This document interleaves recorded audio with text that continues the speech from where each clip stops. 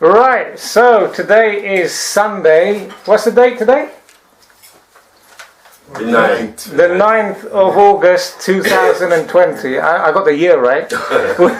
We're in Bristol, UK, and today we are doing an interview with one of the legendary foundation sounds of Bristol, the famous Enterprise sound system. So guys, thank you for giving me your time on a Sunday.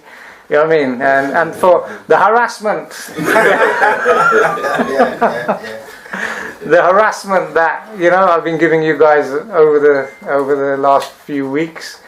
But I'm glad, Skyjuice, you got the windscreen sorted. Yeah, man. And thank you for coming all the way from London. Yeah, man. You know what I mean? So, if you could just, starting from left to right, just introduce yourselves for me. I'm David Fisher. You right? Yeah. Born in Bristol. Born in Bristol. And when did your family come over to Bristol? Late 50s. Late 50s. Yeah. And that was from? Jamaica. Okay, cool. Yeah. And? Yeah, Skyjuice. Yeah. Yeah. Born in Bristol again. Yeah. Yeah, my family must have came over mid to late 50s as well. Right. Yeah. Okay. And you, sir? I'm Mike. They call me the schoolboy genius. I was one of the technicians of the sound. We all did many things in the sound. Okay, Yeah. cool. They call me General. I come here in 1970. My father was here. Come here first, he never come to Bristol. He come here to England in the late 40s. Late 40s? Wow. And then he go back and bring my mother and so. So one of the original Windrush generation. Wow. D ranks. I come here in 1983, you know, and I come here May 1983, and June 1983, I was working for Enterprise Taxi, because they have a taxi service. Yeah. And I didn't know England or Bristol or anything, so they tell me to just pick up from base. All right, so thank you very much for that. So what we want to talk about today is the sound system scene, Enterprise sound system, your kind of influences growing up in Bristol, or when you first came to Bristol, or if you didn't grow up in Bristol, your influences back home. So I just wanted to just kick off with, before you obviously became Enterprise, what are your memories and influence of the sound system scene in Bristol? Let me talk a bit on that. Before us, there was at least half a dozen sound systems I can call upon. Yeah. And maybe I should call their names. Maybe you'll get to find out more Call about their them name, through others. So those people like Tarzan the High Priest. There was Duke the Trojan. Yeah. They were roughly in the same era. There was Count Neville. There was another guy called Commander. And there was another sound system called Honeybee. Yeah. Now they were the sound systems that I was aware of from about 1970 to about 1974. And don't forget Rocker Stillwater. Stillwater. Oh yeah. Stillwater and Rocker. Okay, so those guys have added that. Mr. William. Then I'm gonna add Sebastian sound. That's Tipper. Yeah. Which you spoke with him. That's right. The reason why I'm putting him, there's one more as well. There was Apollo. Apollo sound system. Yeah. They were around before us as well. Now Apollo and Sebastian were probably a big influence on us, insofar the guys weren't much older than us, and I think we were going to their dances on a regular basis anyway. But at that time, none of us had thought about forming a sound system. You know, we were quite happy to go around and listen to people's sound system. It was part of the entertainment. Yeah. And, you know, it was kind of cool. Now, a close friend of ours called Curtis, we call him Archie. He was the one that got the bug to have a sound system. We have two friends. One we call, it's called Mike, but we call him Molo. And we have another brother who's called Patrick. and we call him Duck. Yeah. Now, them three were the core of the sound system. They decided they would start the sound system. The reason for that was Patrick had three older brothers who were always playing all sorts of music, whether it was American R&B or roots reggae or anything. There was always music coming out of their house. Curtis lived across the road, and Curtis had a bigger brother, Jeff, and he had a pile of music as well. So there was always musical conferences going on between the Morrison brothers, that's Patrick's family, and Jeff. Curtis was always hearing the music as well, and something happened when all these musics crossed over, and Curtis decided he would like to start a sound system. Right. He got Michael and Patrick to join him because Curtis had the flair for gathering music, and he felt he had a flair for playing music. Patrick and Michael had technical know-how in terms of being able to get amplification, speakers, and what you needed to have a sound system. That's kind of the nucleus. Yeah. But it was only the three of them, and about something like 10 of us used to hang out at this place in Walton Street. We used to call it Walton Studio. Can you remember what year was that? Yeah, we're going back to about 19... We were hanging out around there from about 1975. So we're talking about mid-70s? Yes. Mid-70s. And by about 1977, we'd put together a sound system. That was going to be my next question. When did Enterprise start? And you've already answered the names of the founders. And obviously... But there's more. There's more. And who were the other members at this Okay, time? the other members is a brother called Barry. And I say rest in peace because Barry's not with us anymore. Brother Errol, who we call... the plumber's his last name, but we have a few names for him. Special bro. No, that's Mikey. Then there was my cousin Donovan. We call him Killer. There's another brother called Tomo. Tomo left the sound system early, but he was part of its early foundation. And he went on to, with a few other guys, to set up the Run the Libec. Oh, Lebec's Tavern on Stapleton Road. Okay.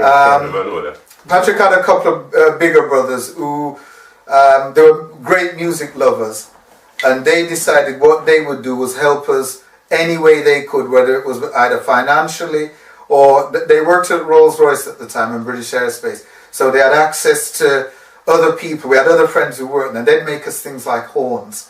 They'd make us things like an amplifier case to hold all the amplifiers. Wow. So loads of little things we would have paid a fortune for, these guys provided. So these were the silent members, you might say, of the sound system. Travelling with us often and helping us grow from a fledgling idea that we might like to have a sound system to actually having a sound system. Wow. So that took us to about 1977. 77, okay. So that's the origins of Enterprise Sound. And what era... Have I left anybody out? So were you all in the same area? Was everyone from St. Paul's, or was it Eastern, or was it just a mixture of people from those areas? We were all from Eastern, weren't we? Yeah. Eastern, so it was a predominantly Eastern-based sound. Okay, because I know there was that friendly rivalry between the St. Paul sounds and the Eastern sounds. So you were essentially a Eastern sound. Well, so I moved from Paul Square Eastern. You get that one quick.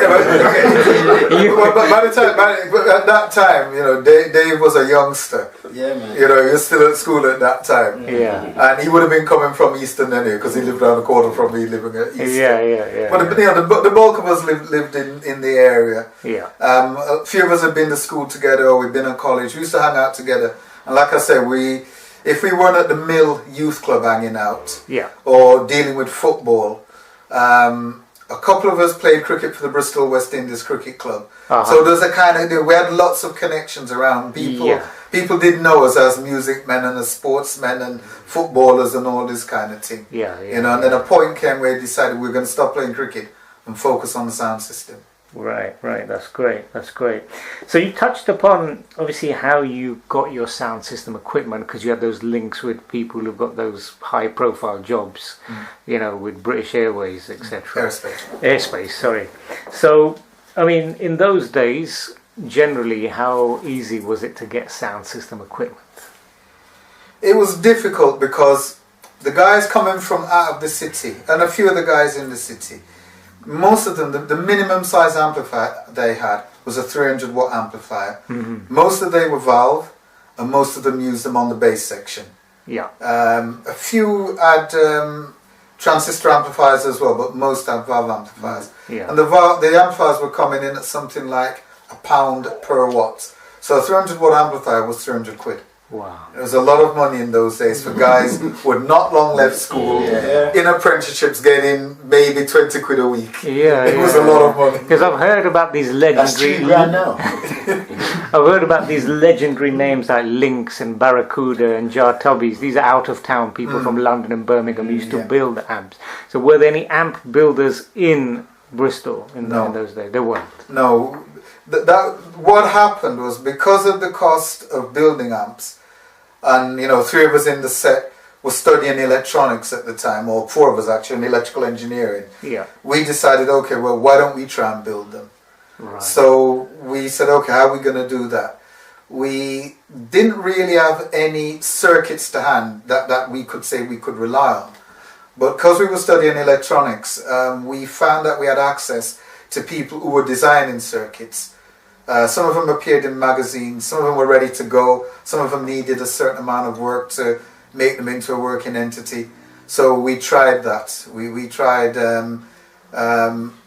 building modular amplifiers from things that were already available in the marketplace. Wow. Wow. So this was experimenting with your own technical skills just to make it work. Wow.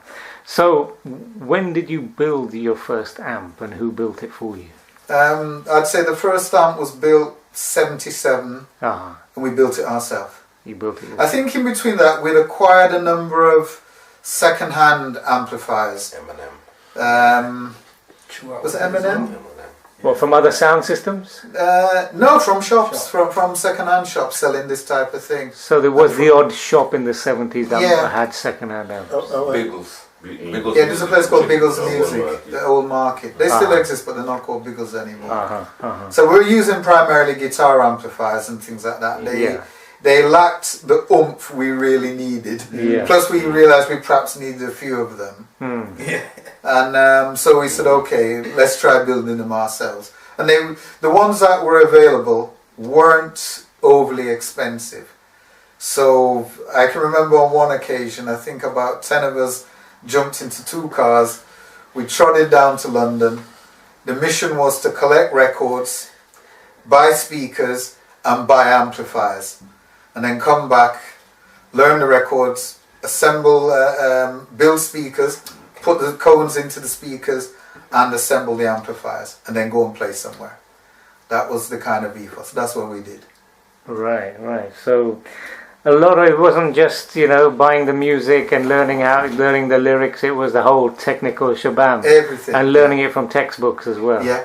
Well, It was everything. proper sound system study course. Yeah, we had quite a lot of life skills on the journey because we were Yeah. meeting so much people Yeah. with different levels of technical expertise. Some of it was what we were looking for and some of it was no, but you learn as you go along. Yeah, no, for real. So, who come up with the name Enterprise? That's what I wanted to ask as well. Curtis? I think that was Curtis. Curtis came up I with think the that was name Curtis. Enterprise. Okay. I don't think I'd lose my life placing the bet. To be honest, Enterprise is a nice sounding name. Like I've had other sounds like Jah Loco. Where did the name Loco come from? Or Equator. Where did the name Equator? Enterprise, sounds like you're doing an enterprise. You're doing a sound system. So it sounds like a business-like name for a sound system. I think there was an element of that, and Star Trek was a popular sci-fi show. So I think that was part of it. No, I know where you're coming from. So you didn't want to call it Sahulu or Hulu or anything like that. All right. So you got the equipment and everything like that. I mean, back in '77, there was no pirate radio stations. Right, there was no sound tapes like you got in the 80s where you could listen to music.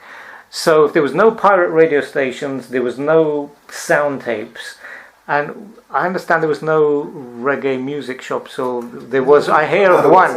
There was. Which ones were around in '77? In the 70s, when my family first moved here from Manchester, there was one place called Music City, and there was a shop in Easton on Stapleton Road nearby the Concord, and there was also one in St Paul's on Grosvenor Road.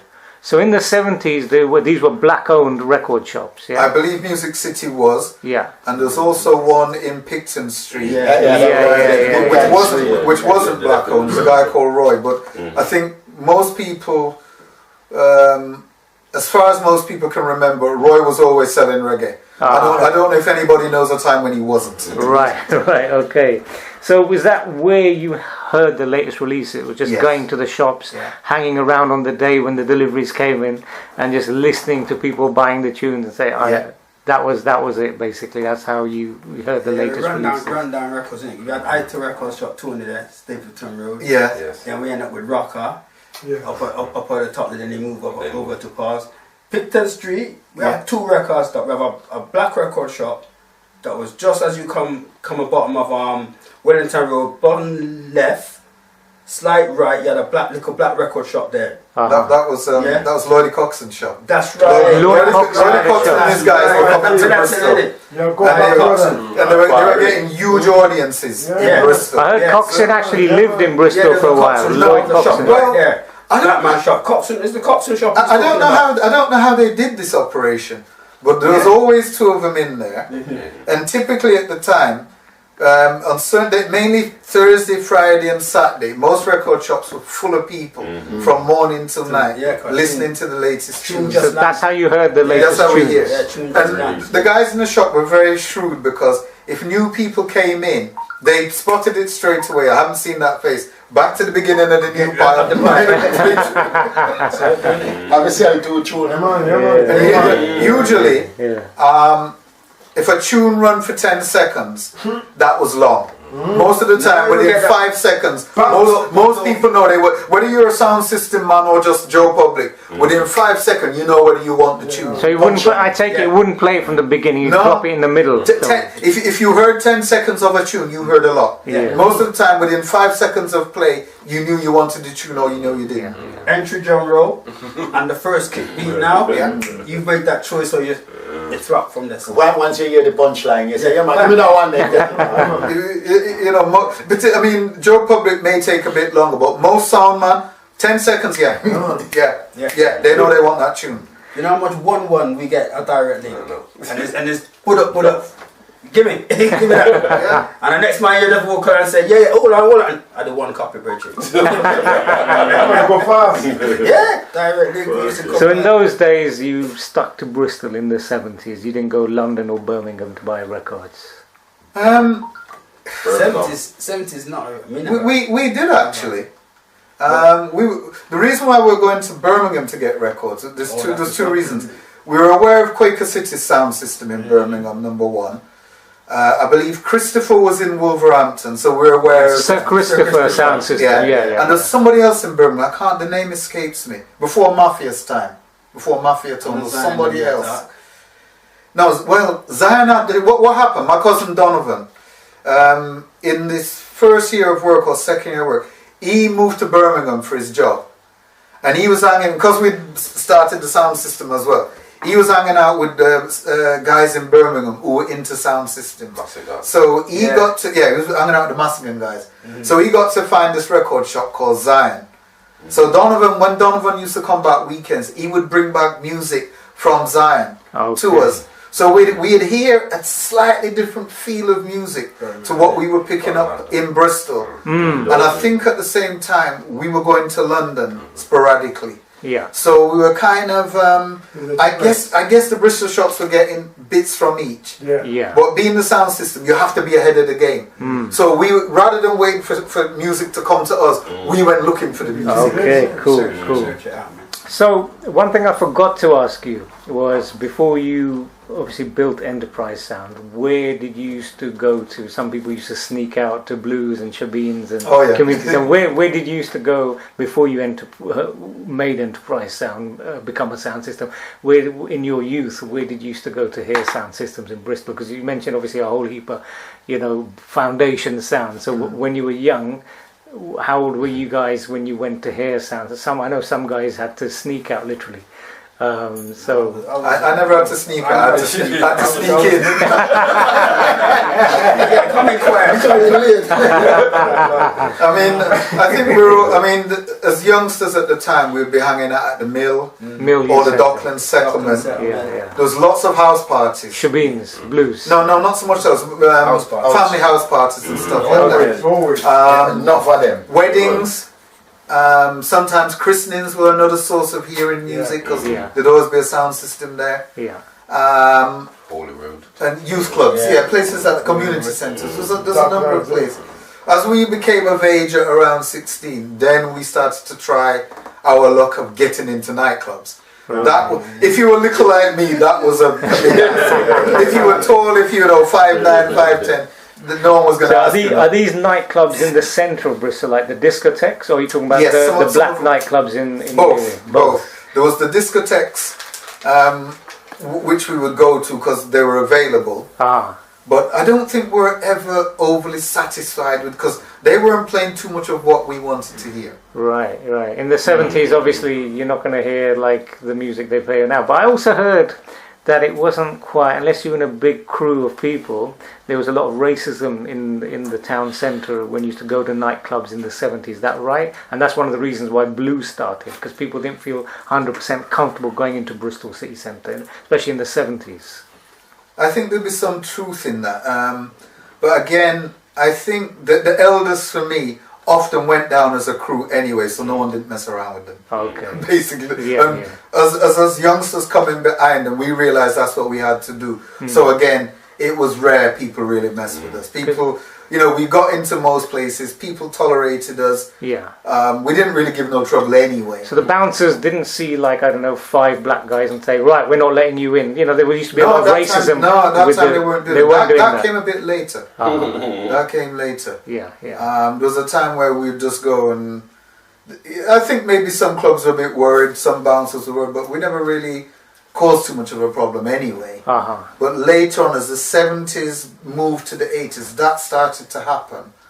And with our sort of dissatisfaction with what was going on. I mean, I came and found the blues scene up and running from in the mid-70s, from the early 70s. So I guess that discontent with entertainment that was available, the seeds for that had been sown maybe in the late 60s. Maybe. So I think that's what happened there. So Enterprise Sound is just started. You're feeling your way into the sound system scene. What were the earliest venues that Enterprise played when you first started? Youth clubs. Youth clubs. Youth clubs. The Docklands settlement, the mill. And the famous Ventures. Ventures, I've heard about that. Yeah, they're the main three. Yeah. Once we'd made a bit of a name for ourselves. First, I have to mention for bigger Anthony Ferguson. Yes. Anthony Ferguson. Yes, it wasn't because of him. Yeah. He wouldn't be in position where we got today. Okay, so Anthony Ferguson was one of the founder members. No, he was a promoter. Promoters. Okay. He was one of the biggest promoters at that time. He could have dusted that corner. He was Anthony was a promoter. He always had ideas, and he'd come and talk with people. And if people if his idea found it favoured enough people, then he'd come back and say, right, this is what I've got in my mind. I want you to do this guy to that. Can we do it? Can we agree? Can we agree some prices? And then we're doing it. Okay, so it was useful having someone. On top of that, there's another guy I will mention because this was pivotal for us, I think. There's a brother, his name is Dixon, Paul Dixon. He had a sound as well. He operated with another brother called Harding Brooks. So we were sort of rivals. You know, we were just emerging, and I'd say Dixon being in St. Paul's had a bit more of a name than we Yeah, the did. pig name. Yeah, he had a big name. Yeah, you remember Dixon, Sir Dixon. Go on, hit him, man.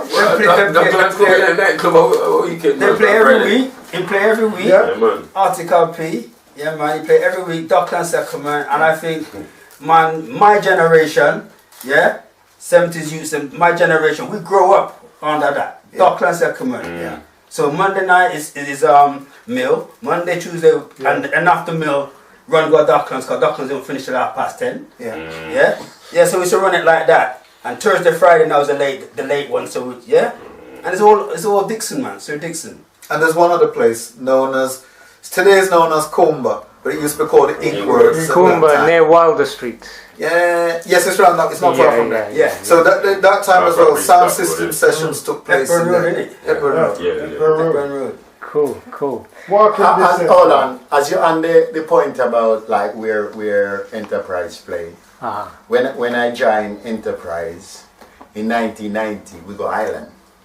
Ireland. Yeah, I think we were one of the first like sound out of Bristol to really travel. Black man. Like I was in the taxi office one day, and this guy turned up and asked for Suchman's sound, not calling my name, and I told him where he can find Suchman's sound, and he walked out the office, and then I walked behind him, and I said, "Oh, we have a sound, you know, Enterprise, like, you know, so what you want a song for?" He said, "I want a song to play in Ireland.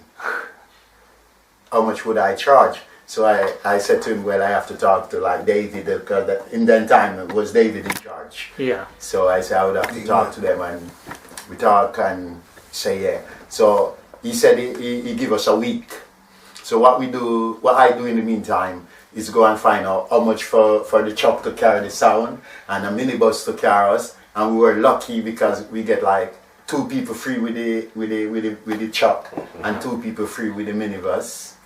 And we load up, and it was a drive to go to Fishguard to go Ireland. Wow. Rough sea going over.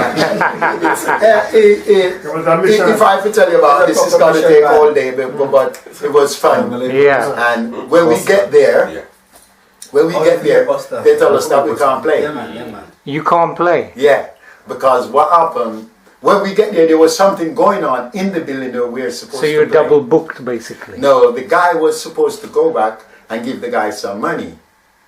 Something like a deposit, but he didn't. So the guy, like, I have the place for someone else. But this function that was going on there finished at 9 o'clock. You understand? So we still have all night. Yeah. But we were there, like, trying to tell him, well, we come, you know, all this way, we need to play. That time some of the guys, them, gone down the road, look at the place, they find all a club, and a guy said, he will move the pool table, so if we're not playing up there, we can play.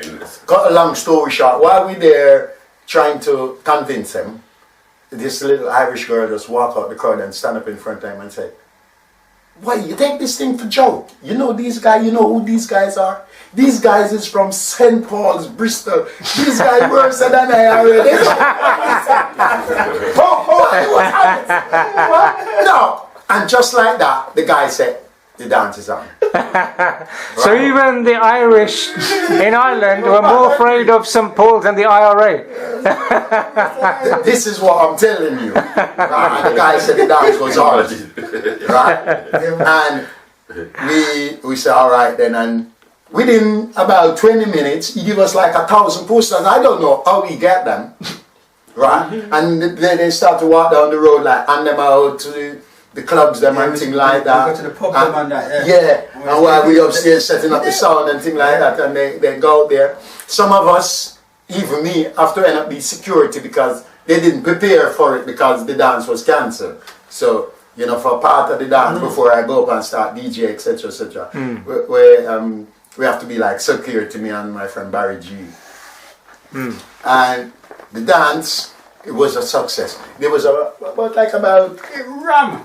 2,000 people. 2,000. Wow. Believe it. For something that didn't advertise or thing like that. And it's a big building, and when we get in there, it was like. But when we touched down in the island, remember we walked to the centre, and they just swarmed us. Oh, the Rasta man didn't get it in Ireland because they draw them in the club by the ear. When you come from, they go crazy. They just swarmed. They go crazy for us in Ireland. They go crazy. They had enough love for us, man. I'm gonna cut a little piece and I'll let you continue. But in the middle of when we realized what's going on, and the place was, as we say, full pack. I go up on stage, it was like about 4 of us go on stage, and like I said, can you dance reggae music? And they said, no. I said, do you like to do? And they say, yeah. And we start to dance, and it was me alone on the stage. They draw them off the stage. The girls literally pull them off the stage in the crowd. You know, it was entertainment. It was a good entertainment. Makes me want to go to Ireland now. No, I tell you, Ireland, they love us. They love us. They love reggae. Yeah, man. They love reggae, but they love black people. Because, all right, I'll give you one more piece. The place ran out of liquor. Right? Ran out. And me and Barry G walked down the road, so we're going to look some drink. This is like 3 o'clock in the morning. And walking down the road, and we see a man come out of our pub and the door shut back. So I go and knock the door. And the man come up and he said, lads, I can't let you in. And I said, please, we just want like a case of beer or something because we're up there playing and things like that. And he said, all right, come in. And we were going there. He forget about the beer that we come for. And he started to chat to us. And he was like, lads, while you're here, I want you to taste Guinness as it's supposed to be. Yes. And he poured the glass of Guinness. And he come back and chat to us like for 10 minutes before he go back and put on the head on it. We were, his wife come back out the bed and come downstairs. We were in there for a while, and then he give us the beer. We didn't bother even sell us. He just give us the beer. He just gave it to you. Yeah, and we go back up there, man. I'm definitely going to pay you a visit to Ireland, man. No, I've been there 3 times. I've been there 3 times. The first time where we go, I can't remember the place, Abitalaria or something like that. Where would we go, Ireland? Where was the name of the place where would we go? Where Southern Ireland would we go? Yeah, I know. So it was outside of Dublin? Yeah, yes. It's between Cork and Dublin. Okay. You know, and I go back and I go Cork twice after. I just love it. It reminds me of Jamaica. Oh man, it was good. It was, and the next thing, because as I said, we did just go over there. We didn't have no hotel, no nothing book or anything. And when the dance over, everyone want to put us up. Yeah, honestly, everyone want to put us up. I sleep in the van because I respond to the van and I don't want nothing to happen in the van. But most of the guys, they get put up. Wow, that is very interesting. So it was a great.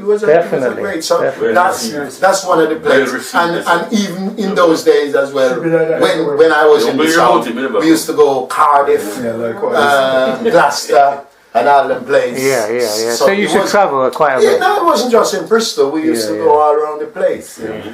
So, now, and there's a lot of those stories I want to touch on later as well, because we got 4 hours on this memory card, so you know what I mean? So, Enterprise has started. One thing I forgot to ask you is, you know, every sound has got its style of playing the music, a style of chatting in between the records.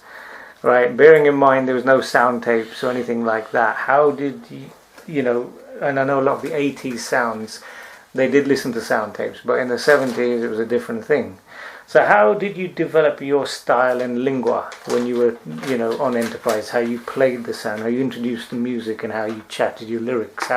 Where did you learn that from? Was it from other sounds or? Yeah, that was learned from other sounds. I mean, we'd had 4 years from, say, maybe age 13, 14 of listening to sound systems. And and in that period, there's a lot of DJ records came out of Jamaica. So we got to hear people like U-Roy, I-Roy, Prince Jasbo, Dennis Al Capone. So we kind of got familiar with that toasting style. Yes. You know. Wow. Then we had people like Big Youth came along after. Wow. So we had something to work with. And then on top of that, when we were able to hear some of the big sounds, like the likes of Quaker City, you know, the likes of Sir Coxon. So we had nothing about them. So we had an idea of what we needed to do. What we had to do was find a style to do it. Yeah. And at the time as well, even though we'd sort of assembled this sizable sound system, you know, by let's say by 1977, for very young men, we'd assembled a sizable sound system. Yeah. Now initially we started by beg, steal and borrowing boxes from everybody who would lend us one, Yeah. but we had nothing. And then over a period of time, as we acquired money and we put mostly our own money into it, we were then able to build for ourselves. We were then able to buy the amplifiers that we wanted. There was two guys in the sound that liked to talk the mic occasionally, and that was Curtis and Michael or Muller. There's another brother in the sound, I forgot to mention it. There's another brother called Keith. We used to call him Buster. He goes back a long way with us as well. Keith is now a musician. He's now a bass player around Bristol. He does session work. So Keith Palmer. No. Keith Douglas. Yeah. So you know, so he's the person I forgot to mention. I think. Yeah. I've spoken to him. Keith. Yeah, okay, so and we got our. I think what sort of gave us claim to fame. Initially, we were just this little sound system in Eastern, playing at weddings and the odd party and the odd christening. But no one rated us. We were nobody. And there was nobody. We was nobody. Man, like them times there, man on the street, cause you on the road listening to everybody. Like you said, Bastian Sound was running the things. Studio 17 was what they said, I Priest. So even Basti kind of look up to Priest in that respect. Like, but as youth man, them we run around with Sebastian Sound. Sebastian going anywhere, you're looking at space in that van back there. Everybody's in trouble. That's how it was. So you're listening basically all the sounds around the town, which is Bastian. Studio 17 every now and again. Apollo as well. We get Apollo every Sunday. Occasionally Count Neville. We get Apollo every Sunday down at the mill. So we're listening Richard and Arthur. We're getting that rough. And then we have Dixon, Docklands as well. So we're taking in our music that way. But when I remember coming from Pars, going east and Buck Up Killer, I don't know what I'm going to do. And I was around about 77, 76, 77. Killer come to me and Killer said, boy, you know some juice? We're going to run the thing, we're going to run the world. So me, I going to run the thing. I said, yeah. We're going to get serious on this thing now. We're going to play bass side. We're going to play, I said, okay, all right. But there's a problem. Yeah? In order to get to bass, we were looking up to bass at that time. There you go. Because the rumor was, I think it's something like 1975, right? Bassai took on the High Priest. The High Priest was the top sound system, right? And Bassai took him on at the Bamboo Club one night. I wasn't there, but the rumor that went around the next day, mainly among the younger men, said, listen, Bassai dropped Sebastian last night, but don't tell anybody I told you. Dropped Studio 17. Sorry. Oh, that's right. It's the other way around. Bassai dropped Studio 17. So Studio 17 came out of Tarzan the High Priest. Yeah. That was then. And they were the top sound. So he took on Sebastian. I wasn't there, so I don't really know what happened. But the rumor that went around was that Sebastian had dropped Tarzan. David killed Goliath. Yes. But amongst the young guys, we're all saying to each other, don't say I said it. that was a funny thing. So we don't really know unless you were there, you don't really know what happened. But that rumor persisted. So because of that, whether Sebastian dropped him or not, he got elevated. He became a force to be reckoned with. So now, at the time, Outer sounds were coming here. People like Quaker City were coming here. Christopher was coming. There were several others, and they'd have a clash with Tarzan. But Tarzan was the only one they could clash with. The rest of us weren't big enough to take them on. Once Bastian had achieved that rise, then they could take on the people coming from out of town. So that door opened and they were elevated sound. So now we had two sounds to aspire to. The others were still above them, but we believed we could take them. It was just a question of when we were going to be able to do that. So the story Morris is saying is a session was organised with Dixon at Kumba. Oh, Right. So Donovan went and got the music from Birmingham. The rest of us got music from London. We weren't too worried about where Dixon was getting his music from. We were just confident we could deal with him. So we took him on in the Inkworks. And the session was, I wouldn't have said it was overly well attended, but it was well attended enough. And I think what I want to say is by the end of that session, it was clear we were going to be a force to be reckoned with. Right. It was clear. So in those days, when you obviously killed the sound musically, it wasn't like dubplate specials like nowadays. In those days, was it music, or was it lyrics, or was it a combination of both? It was a combination of the music you could get, whether it was disco mix to 12 inches, 7 inches, pre-releases, and whether your DJ could interact with the crowd sufficient, because in those days we only used one turntable. Yes. Every sound, and we all had to learn how to flick those records Without scratching it. without scratching it, without fumbling it, and and our DJ had to fill the silence whilst the record was going over. Yeah. So guys learned how to see, I'm going to change it. One will say that, I'm going to change it. Yeah. So once one know that, the one guy then gets ready to make the change. Someone's on the mic to say something. Up comes the echo chamber or the reverb, just to kill that. Just to kill that music, just to make the vibes, not to deaden the vibes. You want the silence. So basically, your main competitors when you started was Bastion. Basically, when you first started. No, I would say our main competitor was Apollo. Apollo. Yeah, that level, isn't it? Yeah, because Apollo was definitely above. Dixon was below Apollo. Yeah. Then it was Apollo. Yeah. So if anybody was, we got recognition by the way we dealt with Dixon, but we were still nobody. To get anybody, we had to go for everybody. So and Apollo was next. And above Apollo was Studio 17, is that correct? Studio 17 and Bastion. And Bastion. Above them. Okay, so Premiership League at this time is Studio 17 and Bastion. Yeah. Middle League is Apollo, and then you've got Dixon. With Apollo, there was Honeybee, there was Count Neville, I think Duke the Trojan had retired by then. Yeah. I think. And there was Rocker. So there was a plethora of relatively sized sounds playing for their own audiences in some way. And weren't necessarily interested in playing in a session with a load of kids, basically. Because the one thing we learned very, very quickly as we were moving through the ranks, I think once we got past Dixon, we realized we were boys in a man's world. Yeah, we were little boys, we were 18, 19, 20. Most of the other owners, they were at least 30. They were 10 years above us. Maybe, in some cases, maybe 40 or 50. So they were the first generation, basically. Yeah, you got to remember Stillwater and them sound there, Commando, and they're our dads. They're our dads. So you were the second generation trying to musically spar with the dad's generation. Yeah. Okay. So William didn't rock a dad, Stillwater. Right. So these are the different. So even when Stillwater's playing, because we used to go down and play Stillwater sound, me and Michael and that, and you're in there and you're playing for, like I said, my mum and my daddy and that kind of age group. So there's no like for my generation then to say, oh, is a sound that you're gonna come to look to play. You weren't gonna go play Stillwater. You'll be coming to. You're looking at the modern day sound of our age group. You're playing our music because we're playing our kind of tune on Stillwater. You know what I mean? As opposed to what you're going to play on Enterprise and stuff like that at that point in time. It's a different style of music. But one of the things I can say, and one of the things we did do in those early days, because we understood the playing field in the marketplace, we had a variety of records for almost every occasion possible.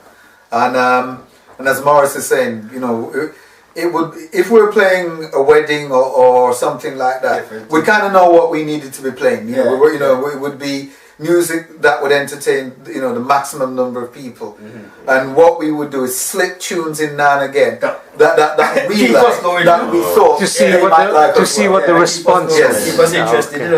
So if there's a big crowd response, then you save them for your later playlists. Oh yeah. So in those days there wasn't the dub plate special. Now there's going to be people watching this who don't know what dub plate special is. Dub plate special nowadays is where an artist sings a customized record where the artist sings the sound system's name in the record. But in the 70s, that wasn't what a dub plate was. In those days, it was like a popular tune like Dennis Brown's Revolution, but a few more echoes and bass and and something else that's a bit different about the record. Is that correct? That's true and it's not And true. it's not true. It's true and it's not true. What it would be, like you say, Revolution now, that tune's coming out. So the original master tape cut of that, now right, ain't got the claps, ain't got the horns, ain't got all this and that. It's raw drum and bass, yeah, with the vocal on there now. Yeah. And so it's to get that cut, as opposed to 3 stages up the line before it actually gets to release. Okay, so the unreleased cut. The unreleased, you're looking for the unreleased cuts. And the dub them like what you used to buy from the producer them. They're the cut that it might come to the road as that mix. Might. But a lot of the time It hasn't cut the road since. Yeah, it's not got all the refinery, it's not got all the niceness that you see on the 7-inch when you get the 7-inch all nice and clean. Yeah. Now you're getting the raw thing off the master tape, so that thing it hasn't got the guitars in there yet. It's got the sweetness. All those stuff. It's just the vocalist, drum and bass with few little mixes off of the 16 track, but it's not the refined copy yet. Yeah. Those were the dubs that when we was getting dubbed like that, in the Fury Liquor generation. So we're slapping people with them because the 45 ain't matching that.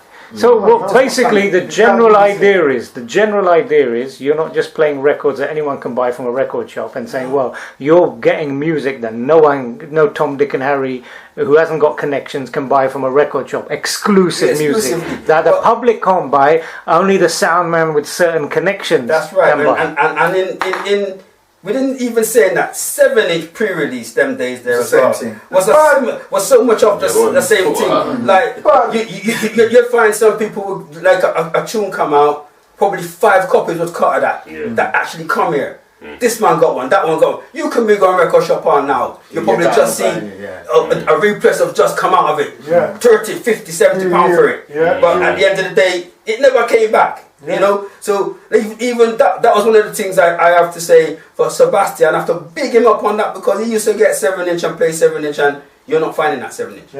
You ain't finding that 7-inch. Well. But how did you kind of make that relationship with the producers? Because their producers or the people who had that music must have had enough dozens of sound men from Midlands, North, London saying, "Come, give me exclusive," and him, trying to get an exclusive deal. That's my man. He's going to give me this tune before Next Sound, and then the Next Sound is asking the same thing. Next Sound is asking. How did you get the exclusive, or did you find out later that?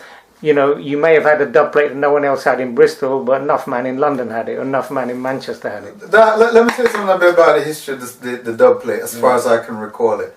The first person to come here playing dub plates was Sir Coxsone Sound. I believe he came Christmas, possibly 74. And he came to the Bamboo Club. The Bamboo Club was packed to the rafters, everybody says. I don't think I could go out that time. Everybody said they're in the place just like this, sardine style. If you could find 6 people who could tell you they knew more than 6 of the records he played for the night, you found plenty. Nobody knew what he was playing. He started off playing a lot of 45s, commercial tunes, which everybody knew about. Then he went into a session of dub, which hardly anybody knew. Some of it was dubs of the commercial tunes, like Skyjuice was describing. Some of it was stuff nobody had heard before. And you're hearing it for the first time. And most people were hearing that for the first time. So people heard something that they'd never, they were blown out the water. Coxsone came back again shortly afterwards and did the same again, and it was the same result. Hardly anybody heard anything. So then people got to realize, so the way forward is your pre-releases, your white labels or your black labels, your connection with some group or some producer or through the record shops. Most of the time it was done through the record shops. That was good, but you had to make more use of that.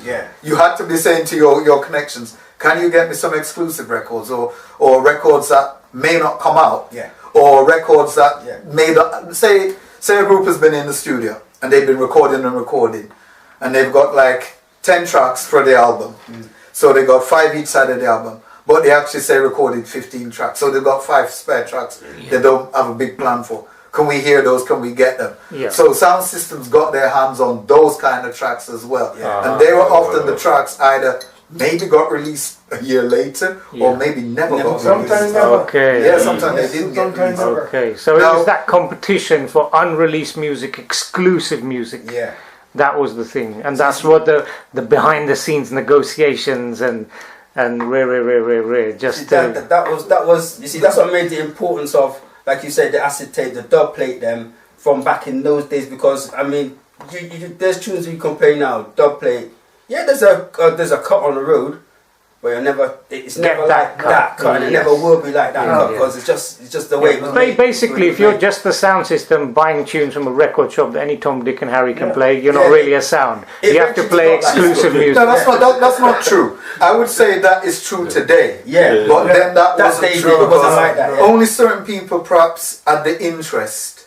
I mean, back then it was a fortune to set up a sound system, as it probably is today. I would imagine today it's relatively cheaper, but it's still expensive. So only people who had a real passion for music was going to go and do it. Yeah. That's the first thing. If you want, The second thing is up to you. Yeah, the second thing is you want to be able to entertain the maximum number of people, and you still want to do something that no one else is doing in some way, shape or form. So that can be the tunes itself, it can be use of additional technology, or your DJ, or the combination of all of it. Everybody is trying to create an edge. Because one thing for sure, when Sir Coxsone came to town, whoever thought they were good or great then, we realised that there's a few more arms up the ladder.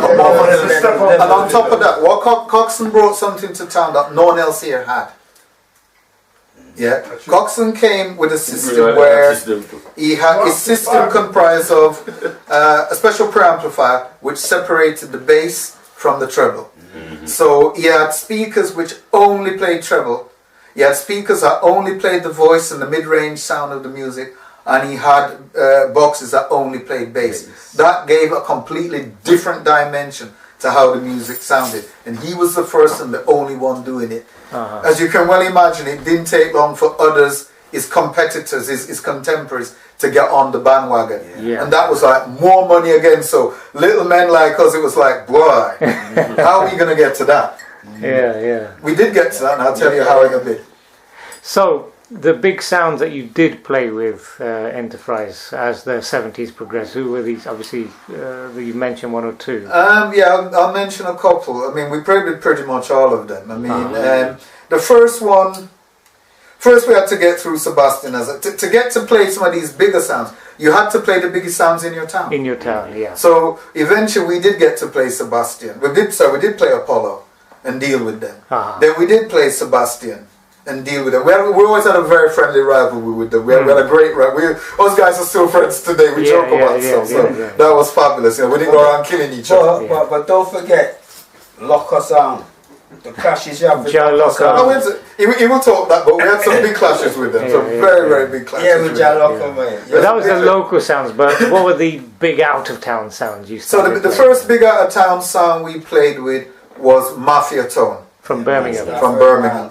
And that was organised by a guy called Vivian, and again, a rest in peace, the guy that known as DJ Derek.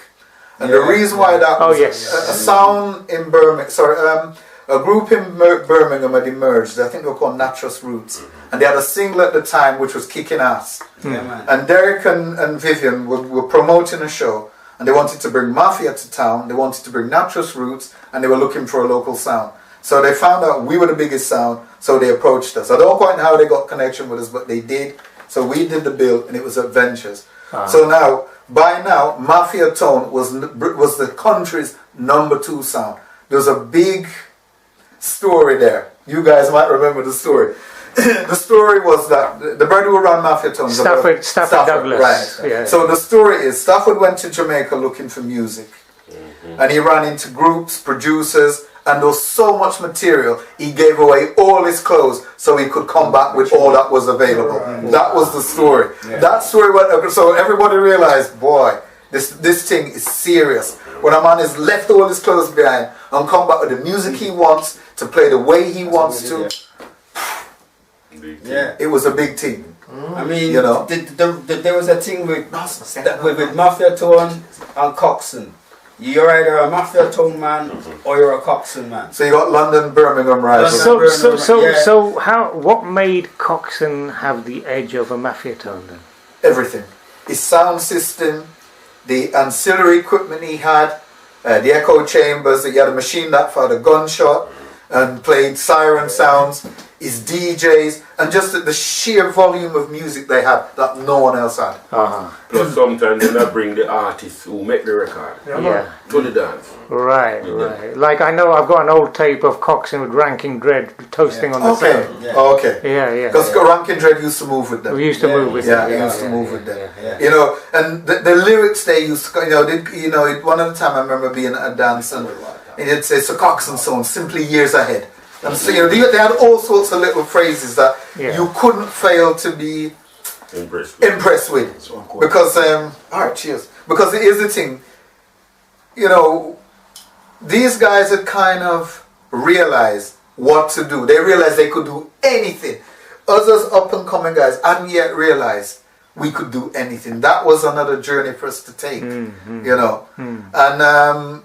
we studied how all the DJs who were on record, those on sound system, how they operated. But being able to do that, you needed a certain level of confidence. And within our set, only Mikey and Curtis had that level of confidence. We used to practice, all of us, down in the basement. But none of us felt we could do it outside the basement. It's stage fright. The older age, man.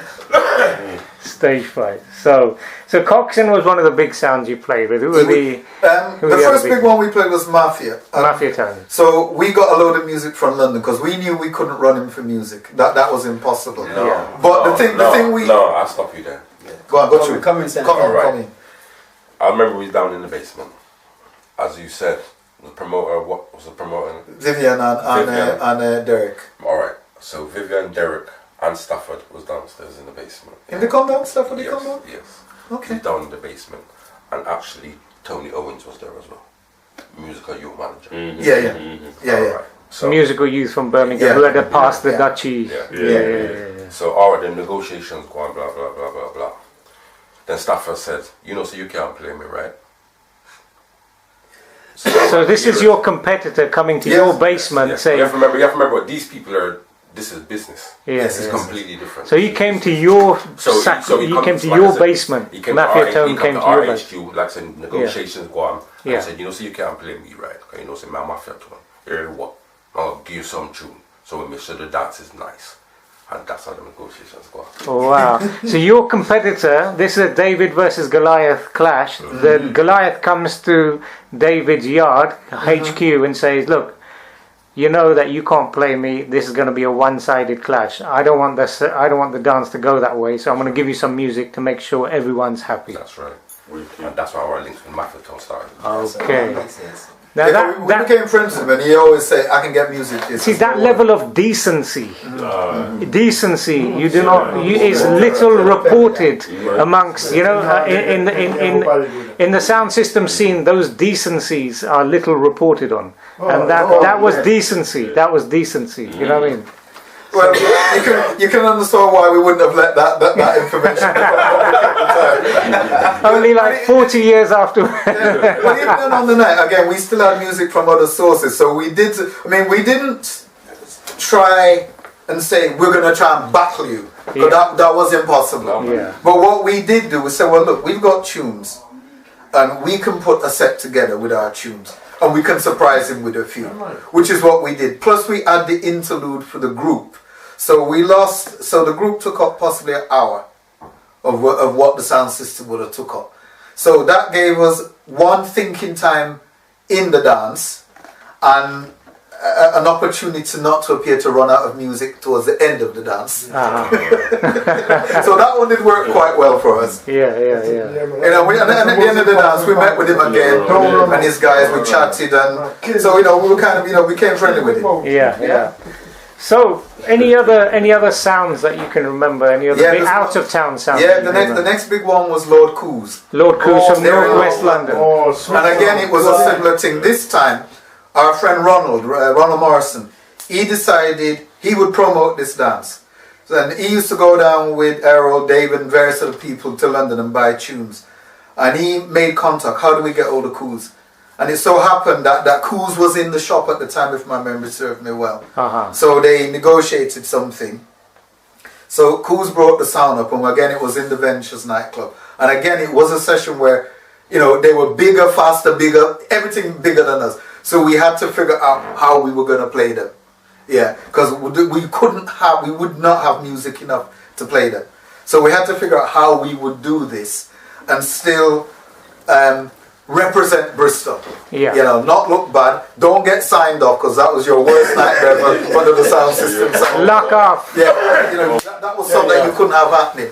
So again, we managed to find, you know, between Archie, Mikey, maybe a few guest toasters, we managed to put a package together that gave him a run for the money. Because as far as our sessions with Mikey Coos and Mafia, it was about trying to give them a run for the money.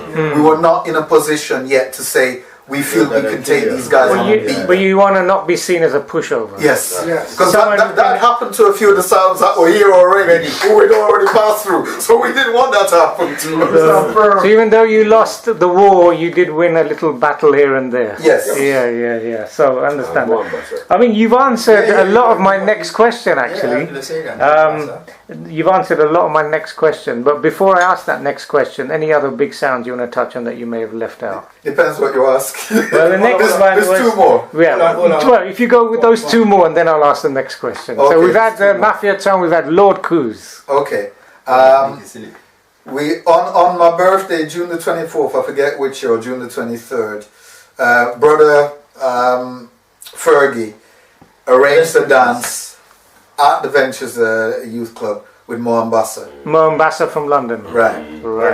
That was our worst nightmare. By then, we'd moved on from our built amplifiers to buying commercially built amplifiers that were powerful enough to do the job. 300 watt, 250, 500 watt. And where were you getting these from? We're getting from the music shop. From music shop. Yeah, we got from the music shop. Okay. And it was these guys that introduced us to there was a realm of possibilities that we could use. So we got to learn about the H&H's, the Amcrons, and various others which were used on huge PA systems at festivals and stuff like that, costing mega money. But these guys organized a deal for us, and with the help of Ronald and Errol, they were older than us, so they were able to sign guarantor for us, so we were able to get the amps on HP, and we just paid for them each week. And the guys in the music shop didn't even chase us for the money. We just came and paid them each week, and it was cool. We just found, we just made money, paid them, and then we bought more and more. So eventually we had assembled a sizable set. But our main amp was I forget the name of it now. You might remember the day. No, it wasn't the RSD. It was a phase linear. One of the nicest amps we heard blew up the week before. And we were in trouble. We were scrambling around trying to get amps. We couldn't get it repaired.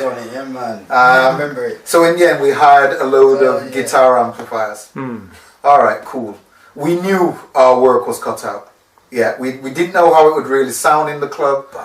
But we knew of Bassa. The guys had been down to hear Bassa. They knew what Bassa had musically. We knew that we would struggle with them musically because they had a contact with Castor Brown, and so did we. But they had more than us, So we're gonna need to be a bit clever about how we play these guys. All right, we said, well, listen, we're just gonna have to do what we can do. And by now, we've got a name to defend.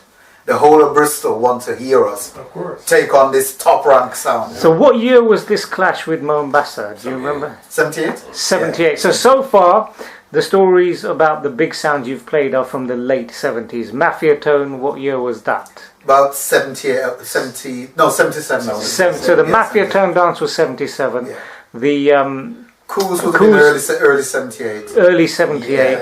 And so we're still in the late 70s at the moment. And now this Moambasa's dance is 78. Yeah. And that's the one that's up and coming. Before that one, there was the King Edwards. Yeah. We dealt with those guys. King Edwards sound is Channel 1 now. That's the Channel 1. That was their father's sound. Okay.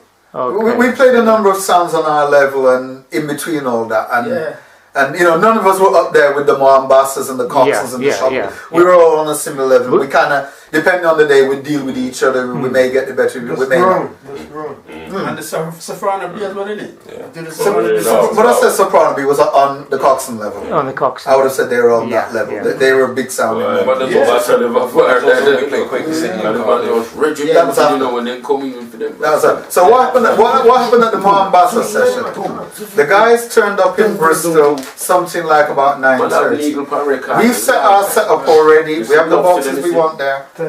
And we're kind of, okay, this is the best we can do. You know, we don't know what they're coming with. They come into the arena and they have a look, they come in and say, where's the plug? So they sit on the stage. They say, alright, cool. They have a look around and they just say, everything in.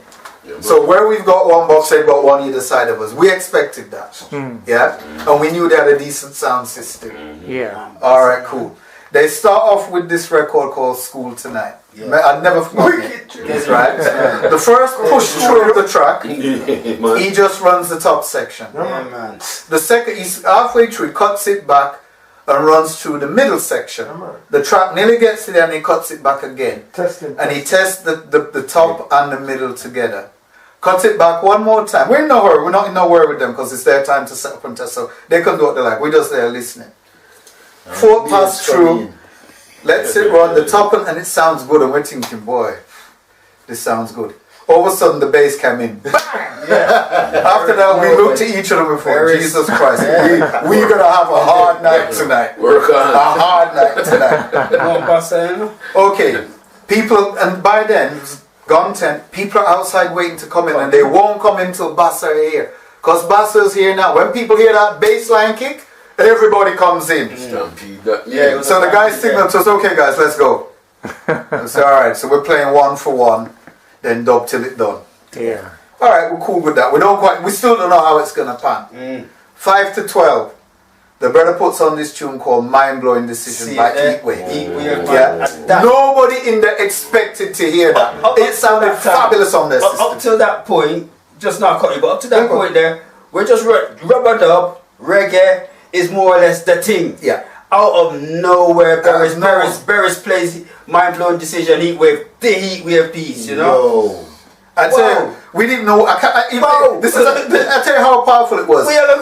We responded with something, but I cannot tell you what. Because we had our share of funk tunes, soul. We had tunes.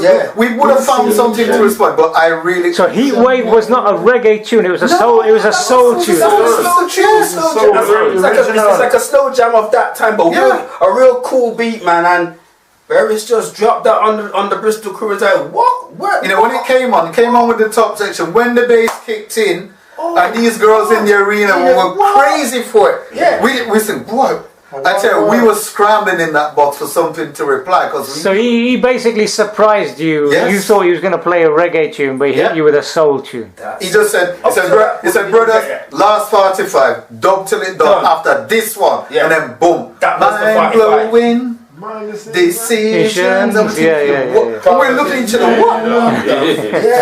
But we couldn't say nothing. Our sound didn't sound that good. So it's like someone in a sound clash playing a hip hop tune, just to catch you off guard. It totally took us off. I'm getting the biggest forward for the night. What?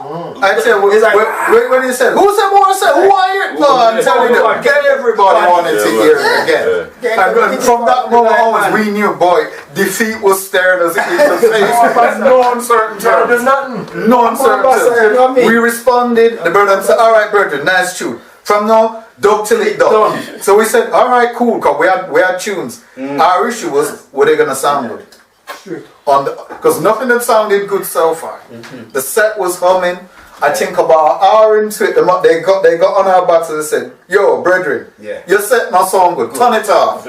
You distress the people in our dance. Let Bassa play till it done. And we looked at each other and we thought, boy, what do we do? So we turned off our set. Okay, so that was a lock off. We locked off for about, I don't know how long. We got together another conference.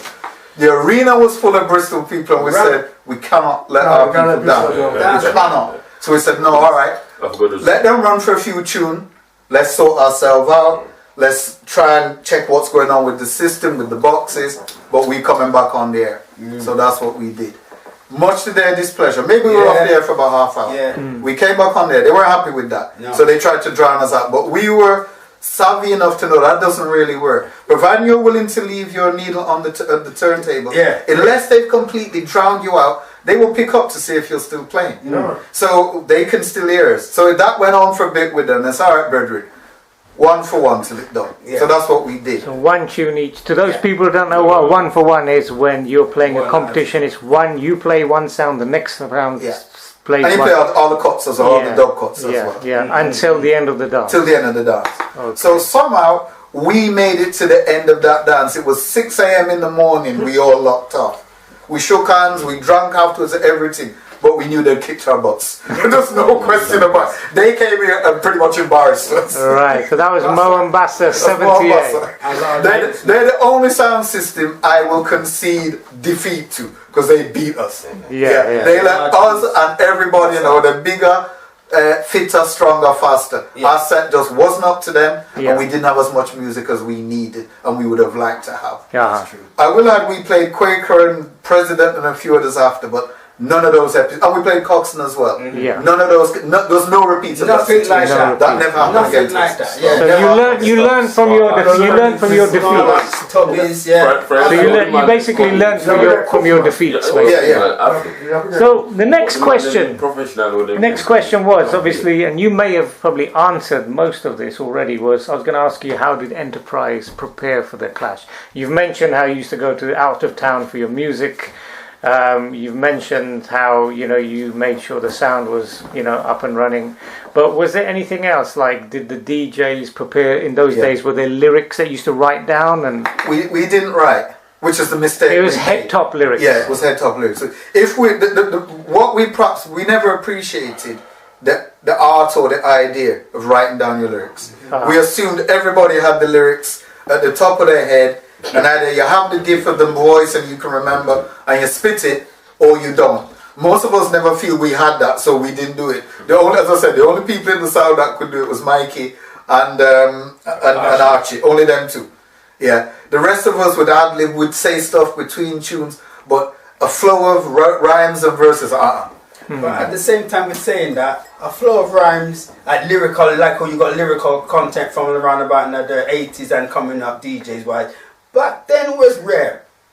Not all DJs gonna grab a mic and give you what he give you now. Yeah. So in the late 70s, there wasn't like a whole paragraphs of rhyming, rhyming kind of stories that DJs in the 80s would. So in the 70s, it wasn't like that. The thing is, it was going on all the time in Jamaica.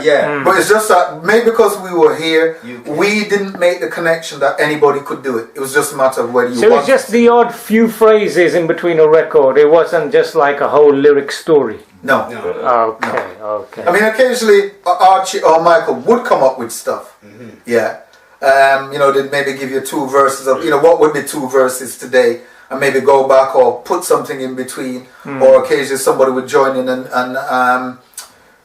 say do a chorus with them. But it wasn't something we did a lot. Well, the unfortunate thing is when we did do it, our crowd liked it. So there was something telling us that we should be looking to try and do more of that.